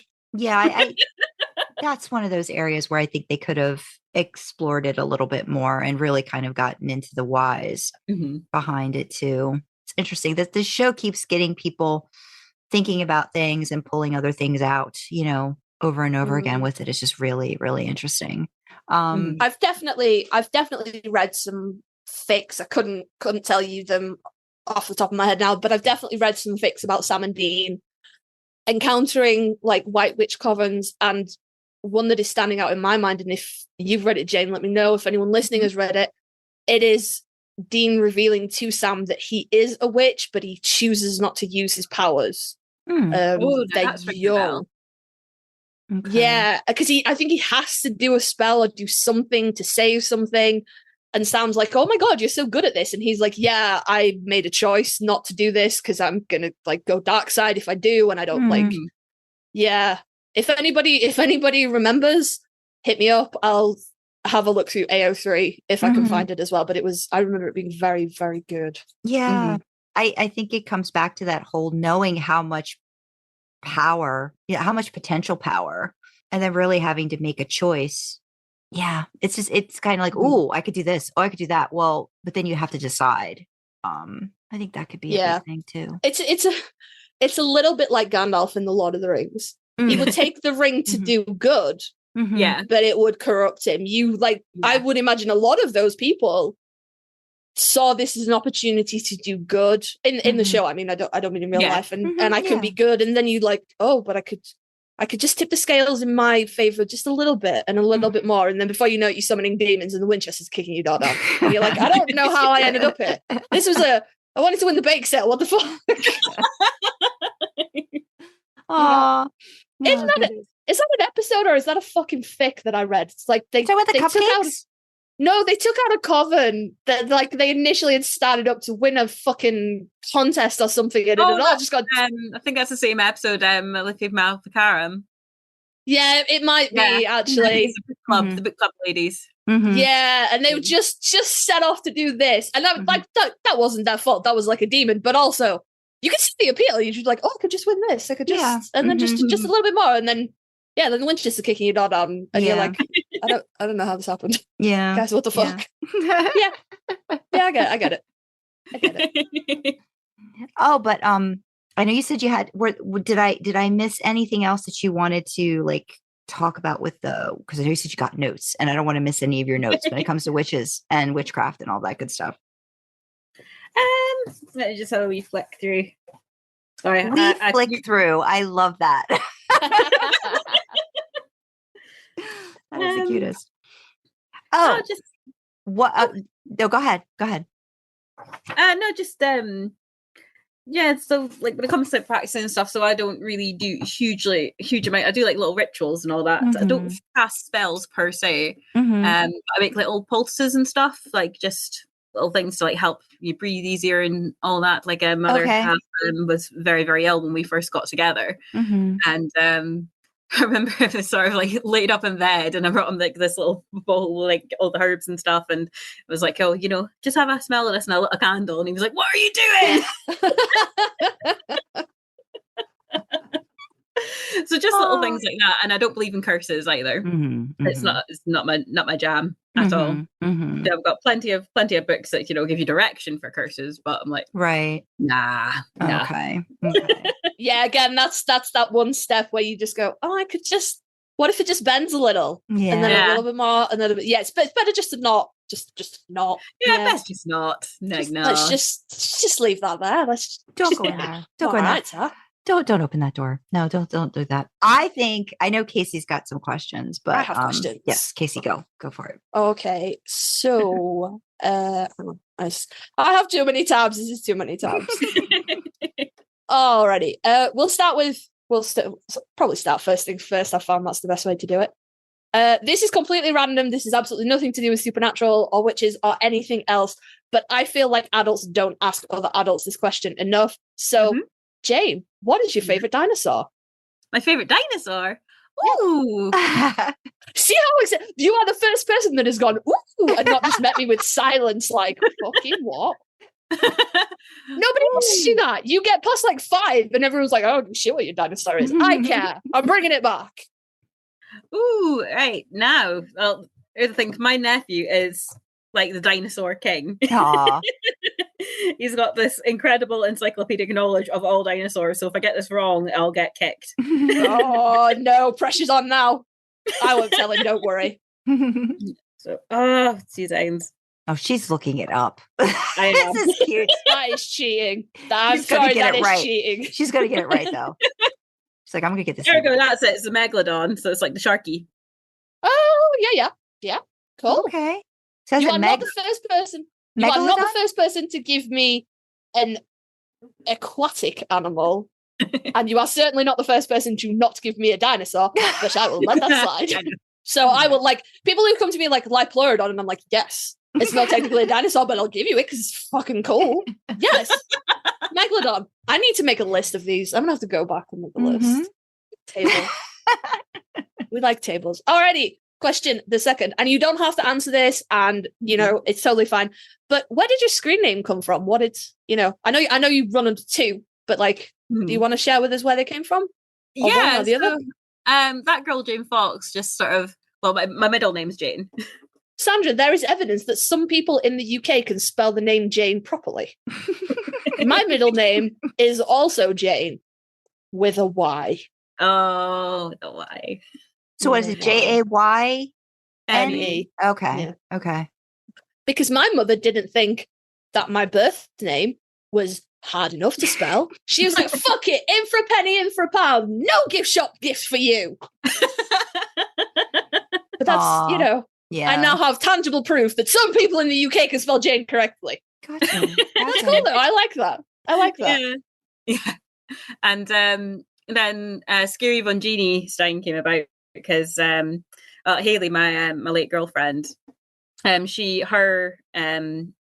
screen names all went under ScaryVonHaleyStyne. She had a little YouTube channel that talks about her reptiles and stuff, and it was very, very cute. And So it was just it came up to the it's been 10 years since she passed now. Oh, sorry. I'm sorry.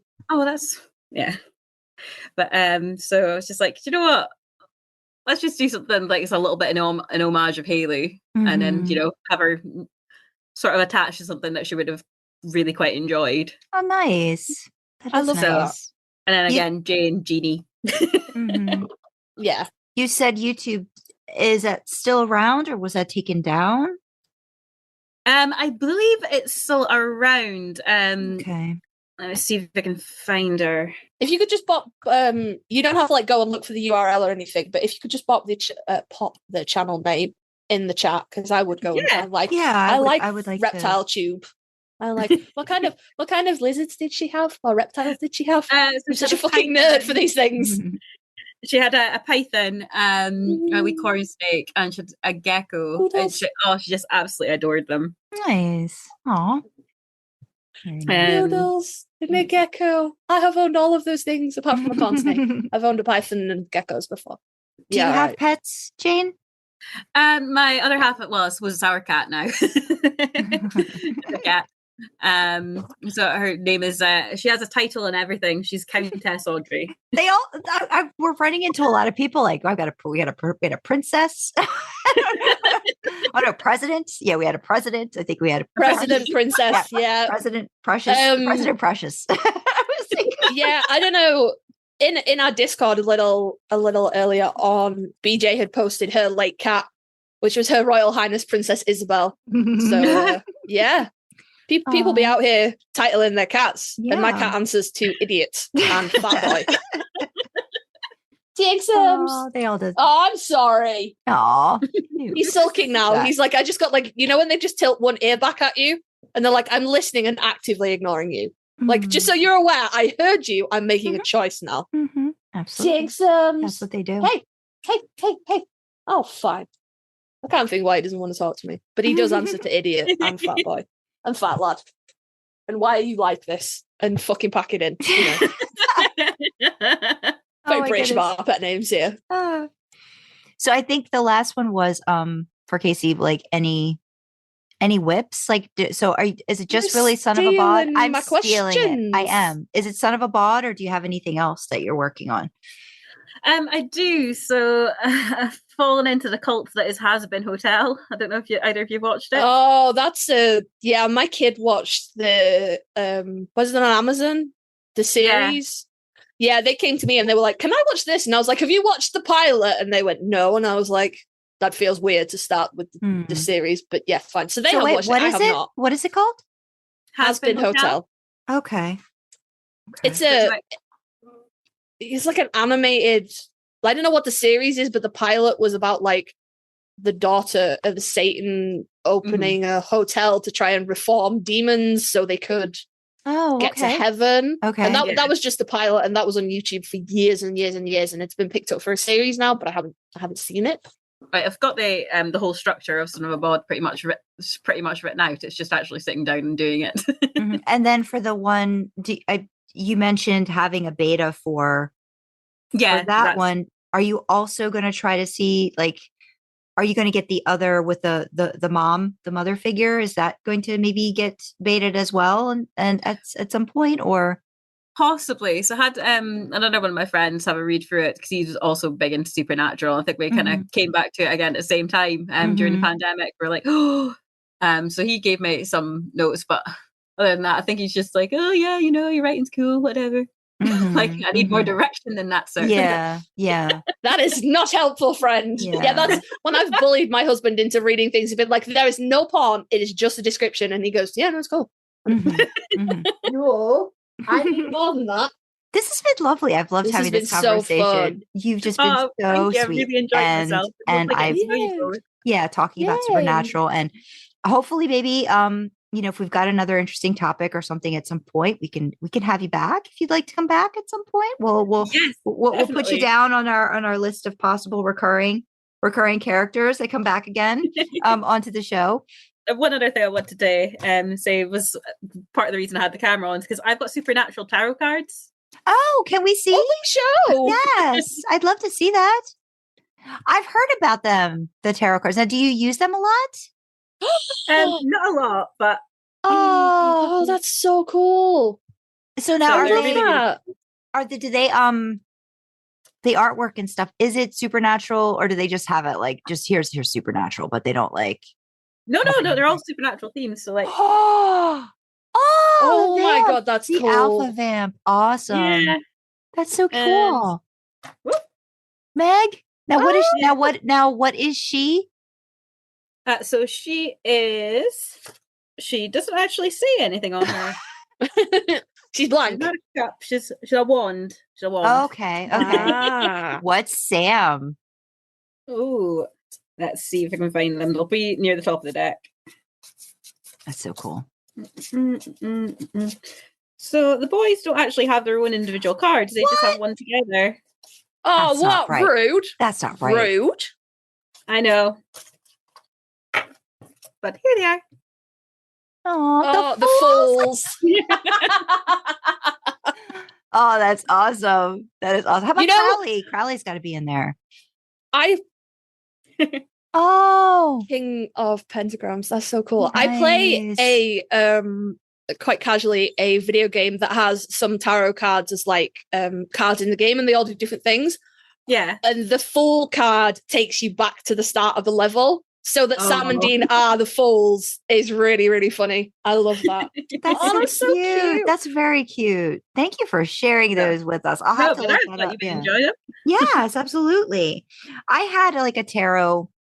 I had bought a tarot deck like years ago, but I didn't know what to do with it. And it kind of felt like if I didn't understand it, I kind of felt like I shouldn't delve into it. You know what I mean? So I was kind of like, I'm just going to wait, and I never Yeah. really got into it. Again, I think it's just one of those, figuring out what you should or shouldn't dip your toe into, I guess. For me, I was like, I don't think I'm ready for that. Because I had a friend who would read tarot cards. I was into that. Yeah. And I was just like, I bought them and I was like, no, this feels important. I don't want to do anything with this just yet. But yeah, Absolutely. I that's think the very cool. supernatural ones are ones I'm going to wait till I'm a bit more experienced myself with tarot, because it didn't come with a guidebook. So I was like, right, well, that's a sign. I'll need to get more into like the cards that I do use on a regular basis, get to know this, all the suits and everything a bit more, and then I can use them. Because it is Yeah. supposed to be more of like a personal, it really is like a personal, like a connection to like to the cards. Like there's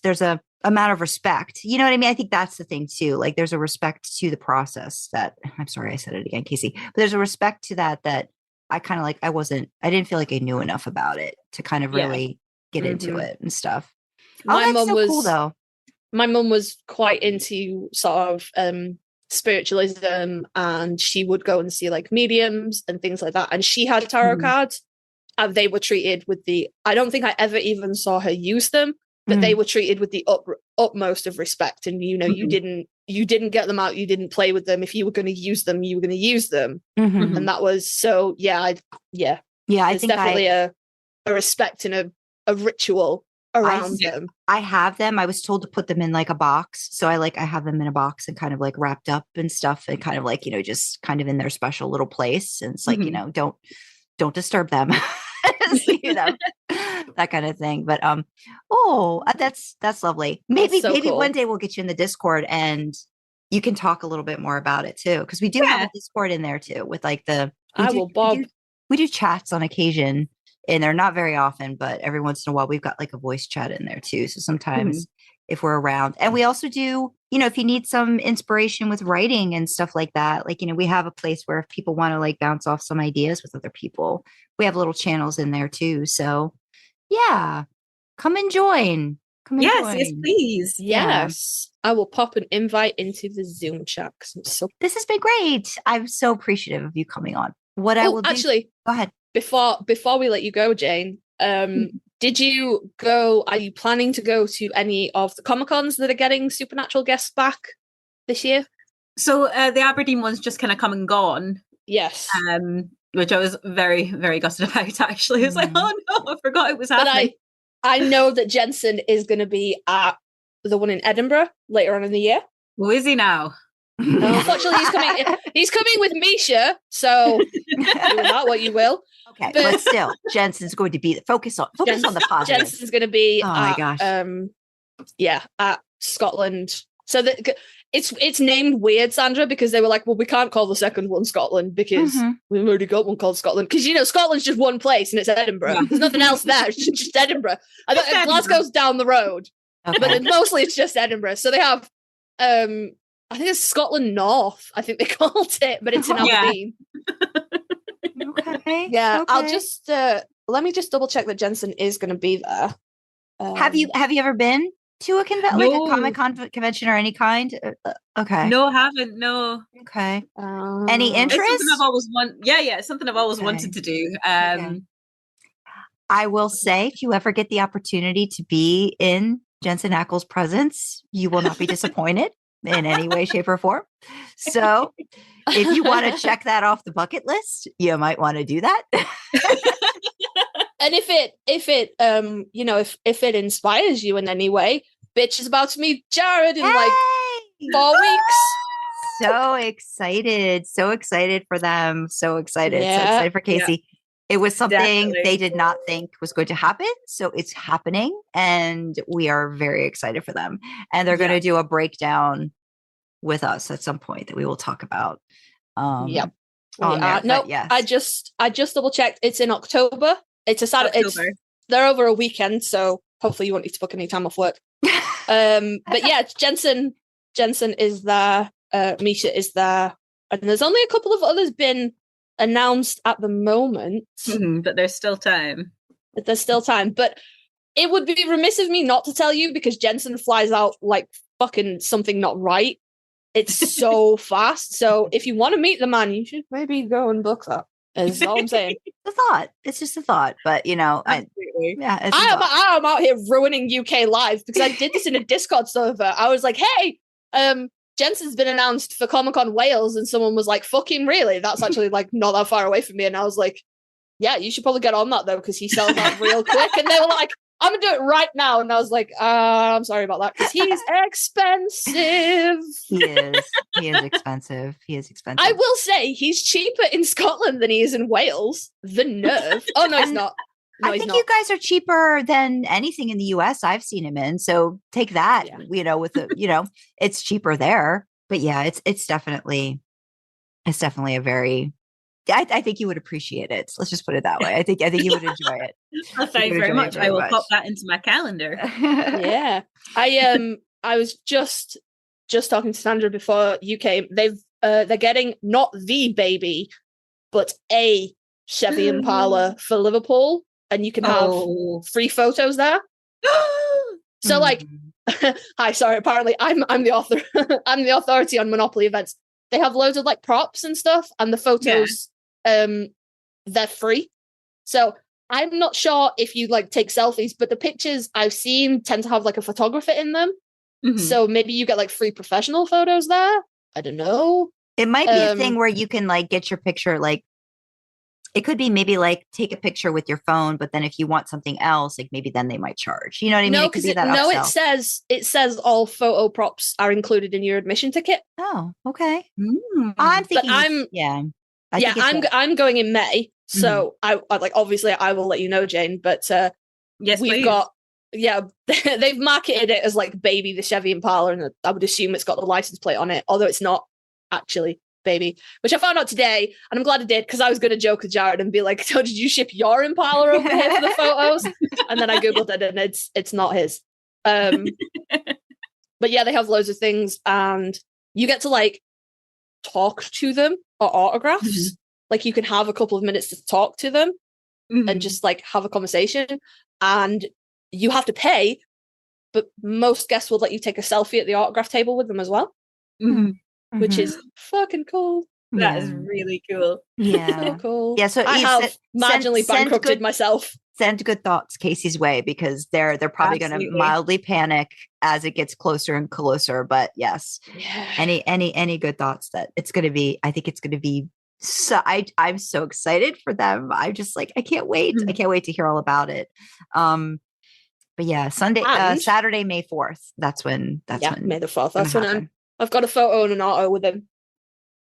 Excellent. I will send you all the positive vibes, Casey. Thank you. And if you decide to go ahead with Scotland, sorry, I'm going to plug everything right now. We have t-shirts on our merch store that say, I hug Jensen in this shirt. So, just saying. Oh, I ordered one because we have Jared ones, obviously. Yes. I ordered one. I was like, he'll think that's funny. Oh, goodness.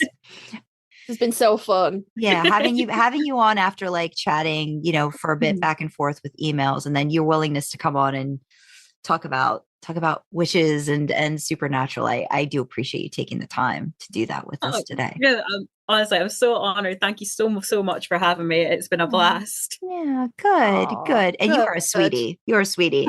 Yes. I love this. This is such a good conversation. And you have been so much fun to talk to. You have no idea how nice it is to have a Brit on. Like, yay! Yeah, we're trying to do more of that. Yeah, we're trying to do more of that. So hopefully, but yeah, no, I appreciate you taking the time because I know you said you're busy on Sundays, so it's good that we could get you on a Saturday. So that was absolutely. I'm really busy tomorrow. It's my 30th birthday tomorrow. Oh my gosh! Happy birthday! Yay. Oh so my goodness! My last day of being in my 20s. Oh, you are no. This is you're now 29 plus 1. You're still a baby. Start counting now. Yeah, you're still and a baby. Plus 2 and... Even when you hit 30, you're still a baby. You're still a baby. I'm still a baby, apparently. Yes, you're all still babies. Oh goodness. Okay. Well, have a wonderful birthday. Are you doing anything happy birthday? Are you going out? Are you doing anything fun? What are you doing? The fella's taking me out to lunch, so probably just our usual place because we're fussy. Understandable. Yeah, no, I respect that. You don't want to doing something you aren't sure about on your birthday. You want to enjoy it. You don't want to know this is not a surprise. Yeah. I don't want this. Not on my birthday. No. No surprises on birthday, thank you. Absolutely. Oh yeah, no, that sort of thing really freaks me out. I was like, no. Yeah.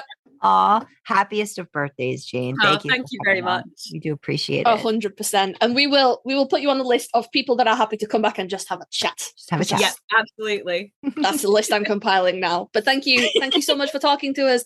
Thank you for sharing your work in progress with us, and have a lovely rest of the afternoon/evening. Because I know what time it is for you. Very rarely do I know what time it is for other people, but I know what time it is for you. Absolutely. Thank you very much. It's been an absolute pleasure. Oh, thank you. Have a good one. Speak to you later. Take care. Bye-bye. Aww. Sweet. That was so nice. So sweet. That was so good.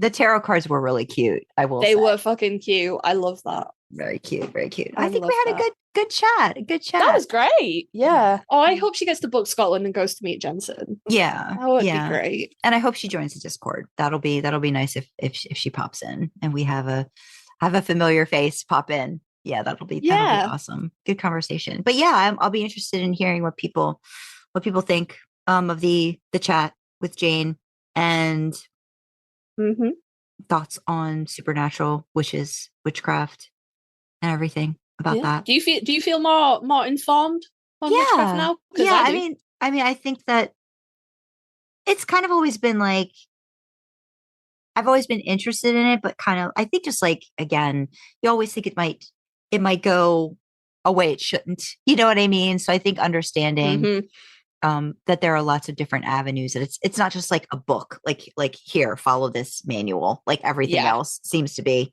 in life. It's very open to, like she said, open to interpretation and pulling from it what resonates with you, I think is important.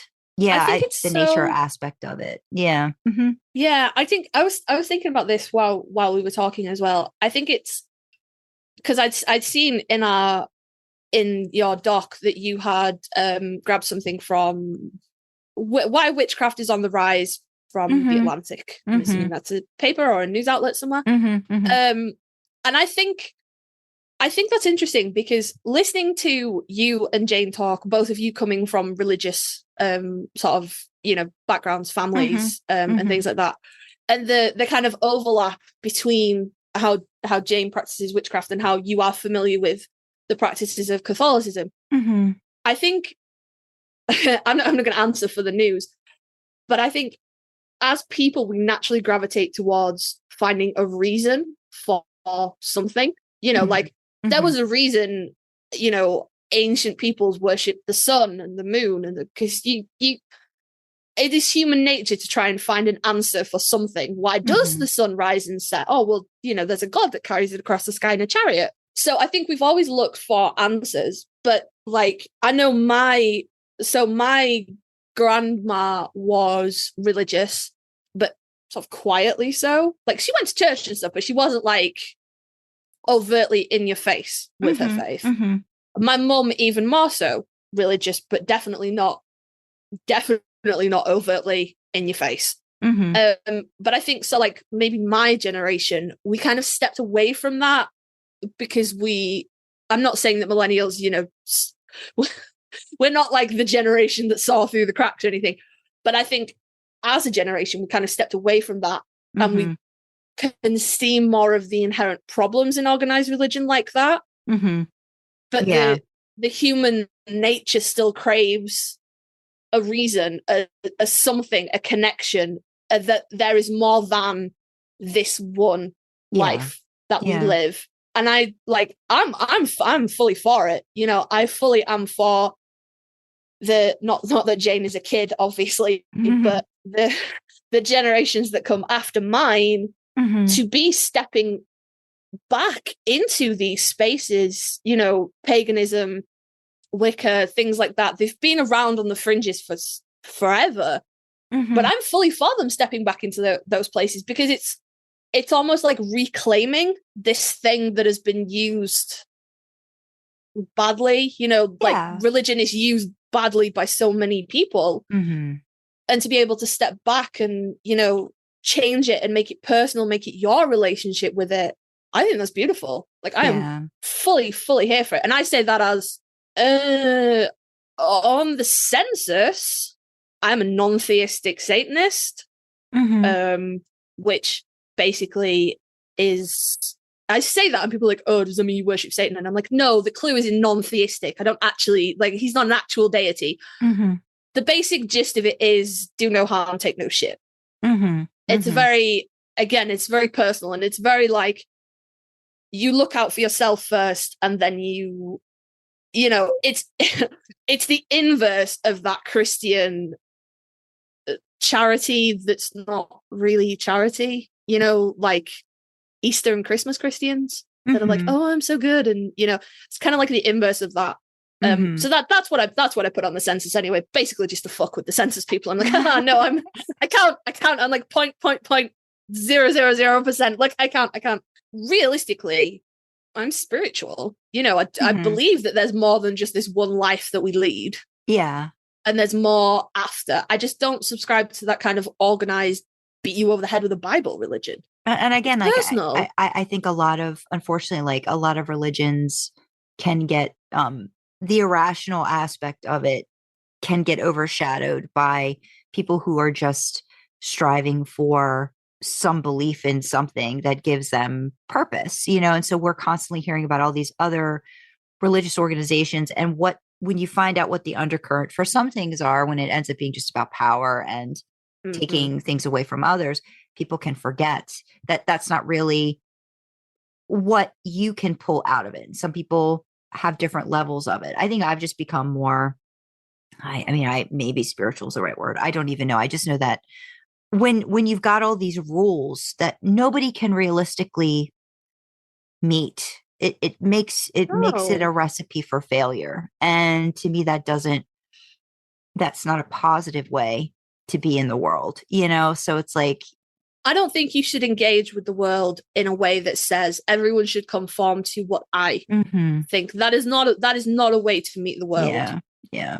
Non-theistic Satanism. And I do have to specify it that way because there are theistic Satanists, and I want no fucking truck with that. Not even a little bit.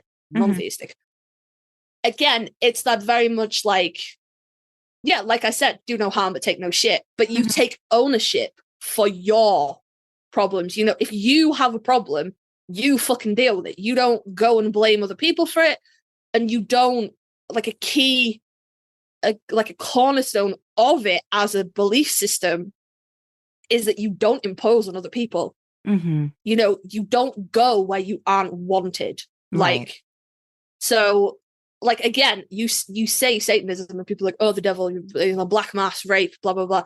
But like a key component of it, like in the quote unquote commandments, the rules, is like there's a very specific rule that is like, do not rape, do not go where you are not wanted, you know? Yeah. And it's very much that it puts the onus, the burden of how you interact with the world back on you. And I am fully fucking here for that. Yeah.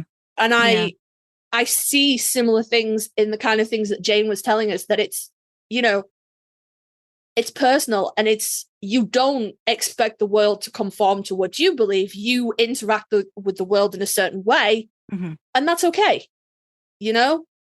Yeah. It's, I liked too, like when she kind of like, because the thing I think I mentioned over and over again was the respecting the fact that there's a lot of knowledge out there, and what you decide to put a break on or say, no, I don't think. So it's like choices, right? Like it all comes back to choices. And I think sometimes a lot of religions don't give you those. They give you those, this is what you have to do. Where if you've got choices, that gives you the options to learn but then make responsible choices. Like I liked when she was talking about, you know, there's a book that you can read about curses, but she's about blessings. She's about, you know, that positive aspect of it. And so I think it's that humanity and what we can do with something can be used inherently for good or not. And we've got the choice in that. I like that aspect of a spirituality, I think, more as a whole than just, these are all the commandments you've got to follow. And if you don't, you're going to hell. And that's the kind of thing. And that is one of my biggest issues with organized religion, is that it's so based in fear. You know, if you do this or you don't do that, you're going to go to hell. And this is, if you need a threat to be a good person, you're not a good person. I think. Yeah. That's a whole ass long tangent, but I am an enormous fan of the way the generations, my generation and the generations that are coming after me, are reclaiming this aspect of their lives, and they're bringing it back to what it always should have been, which is personal. Your relationship with God's spirituality, the afterlife, or even your relationship with atheism, if that is what you believe. If if you are an atheist and you believe there is no higher power, there is no after, that's totally fine. But it's yours. You don't get to take it out into the world and say, this is how it should be. It's personal. And I just really like that. And I thought it was so interesting to see the overlaps between, on the surface, two vastly different belief systems. But when you look at it, hey, actually, there's a whole lot of, overlap there. Yeah. Yeah. Absolutely. So 100% thank you, Jane, for coming and talking to us about, white witches and things like that, because all I knew was I had high school friends who were like, oh, I'm Wiccan, but that was it. It was like the in thing to be, but I didn't know anything. Yeah. So thank you for coming and sharing and talking. We've been enlightened. We have. Yeah. And yet again, we have dug another layer out of Dean and gone, I wonder if maybe this is why it's like that. It's because it's a choice. That's what it is. Oh, it's a choice. But we are definitely going to wrap up because it's been a long chat. We're not even done. We have another thing to record. We're not even done. So we're going to wrap this one up, and we're going to say, please let us know your thoughts about the topic and how great Jane was, and just tell us all the things. If you want to reach out to us, you can email us at idlingintheimpala@gmail.com. You can comment on Spotify and use the Q&A section to share your thoughts. All our contact details are on our website, idlingintheimpala.com. Go check it out. Yes, go check it out. Currently, Priding in the Impala, which will still be running when this episode goes out. Holy I was going to tell you. Make sure you mention that. Yeah, it'll still be there. Yeah. By the time this episode goes out live, this will be the last week for Priding in the Impala. But Priding in the Impala merch is live on the website. Go get your stickers, t-shirts, mugs, mouse mats, all those things. I can't remember what I was going to say. But all that good stuff. There's shiny holographs on there. It's really cool. and show your support and love for the Trevor Project and also for the artist Jessica, who did our 2023 and 2024 Priding in the Impala art. This is the last year it will be available. This is the last time. So if you don't grab it now, it's gone. It won't be coming back. So hop on over to idlinginttheimpala.com and get your Priding in the Impala merch, and then tweet at us or Tumblr at us with the tag Priding in the Impala. Yes. Don't forget to like, comment, share, follow, and subscribe wherever you access your podcasts. But likes, comments, and subscriptions really help us with the YouTube algorithm. All hail its benevolence. If you listen to us audio only, please leave us reviews. They also really help us with rankings and getting more Supernatural fans into the backseat, which is always a good time. And don't forget, 5 stars, guys. Come on, we're awesome. As always, check out the causes that we are championing in the description from me, which is very apropos because it will be Pride Month when this goes out. We have a US-based and a UK-based LGBTQ plus talking charities. So it is Switchboard LGBT for the UK and the Trevor Project for the USA. And they are, as I said, they are talking. They are based on, people. And if you need to reach out, if you need someone to talk to, if you are in crisis, that is what they're there for. Because as we know, people don't always have that support network around them in real life. So they are down there from me. From Sandra, we have NAMI, Prioritize Your Mental Health, and RAIN, Thrive and Not Just Survive After Abuse. So, similar kind of reach out, crisis-y kind of places, talking places. And it's 2024, it's an election year. Yay, everyone's so fucking happy. It is an election year in the UK, but as it stands at the moment, the current government is kicking their heels on when that election is going to be. Although by the time this goes out, it might have been announced. But it is definitely happening in November in the US. So Sandra has given you the American Civil Liberties Union and vote.gov.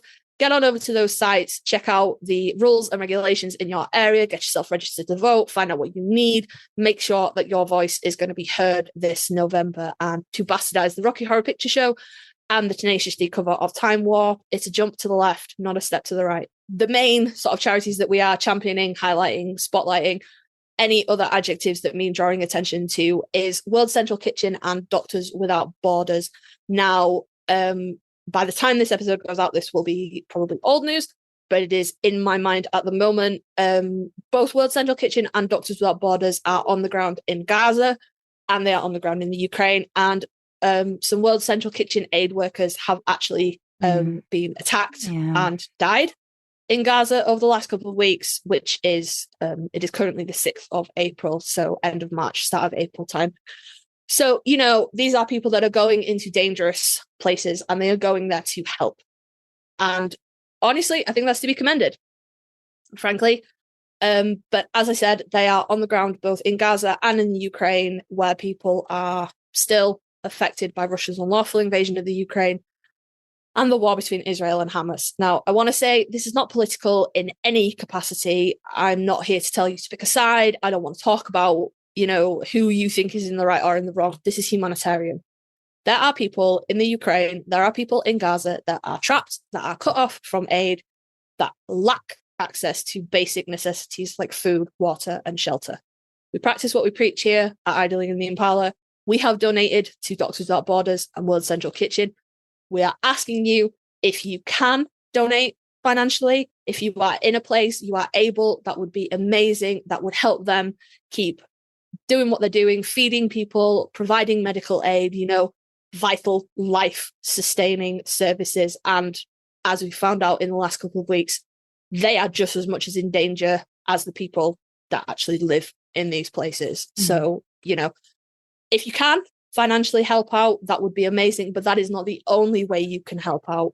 Just sharing the links on social media, getting the word out there, what these charities are doing. And certainly in the West, our news cycle seems to have moved away completely from the Ukraine, and Gaza only seems to be coming up when something particularly heinous happens. Like, heinous things aren't happening every day. So just sharing those links around, keeping the word out there, keeping the focus on Gaza and the Ukraine, and the fact that even though the media doesn't want to keep focusing on it, shit is still happening there and they still need help. So yeah, for those charities and for all the other things that we've listed, if you are in a position, if you want to, if you are comfortable to help them out financially, that would be incredible. As we said, 50% of all the profit we make from priding in the Impala goes to the Trevor Project, but that is not the only way to help. Sharing links around social media, keeping these charities in people's mind, in their thoughts, keeping them paying attention to what is happening in the world is absolutely crucial. And if you can do that, that's also awesome.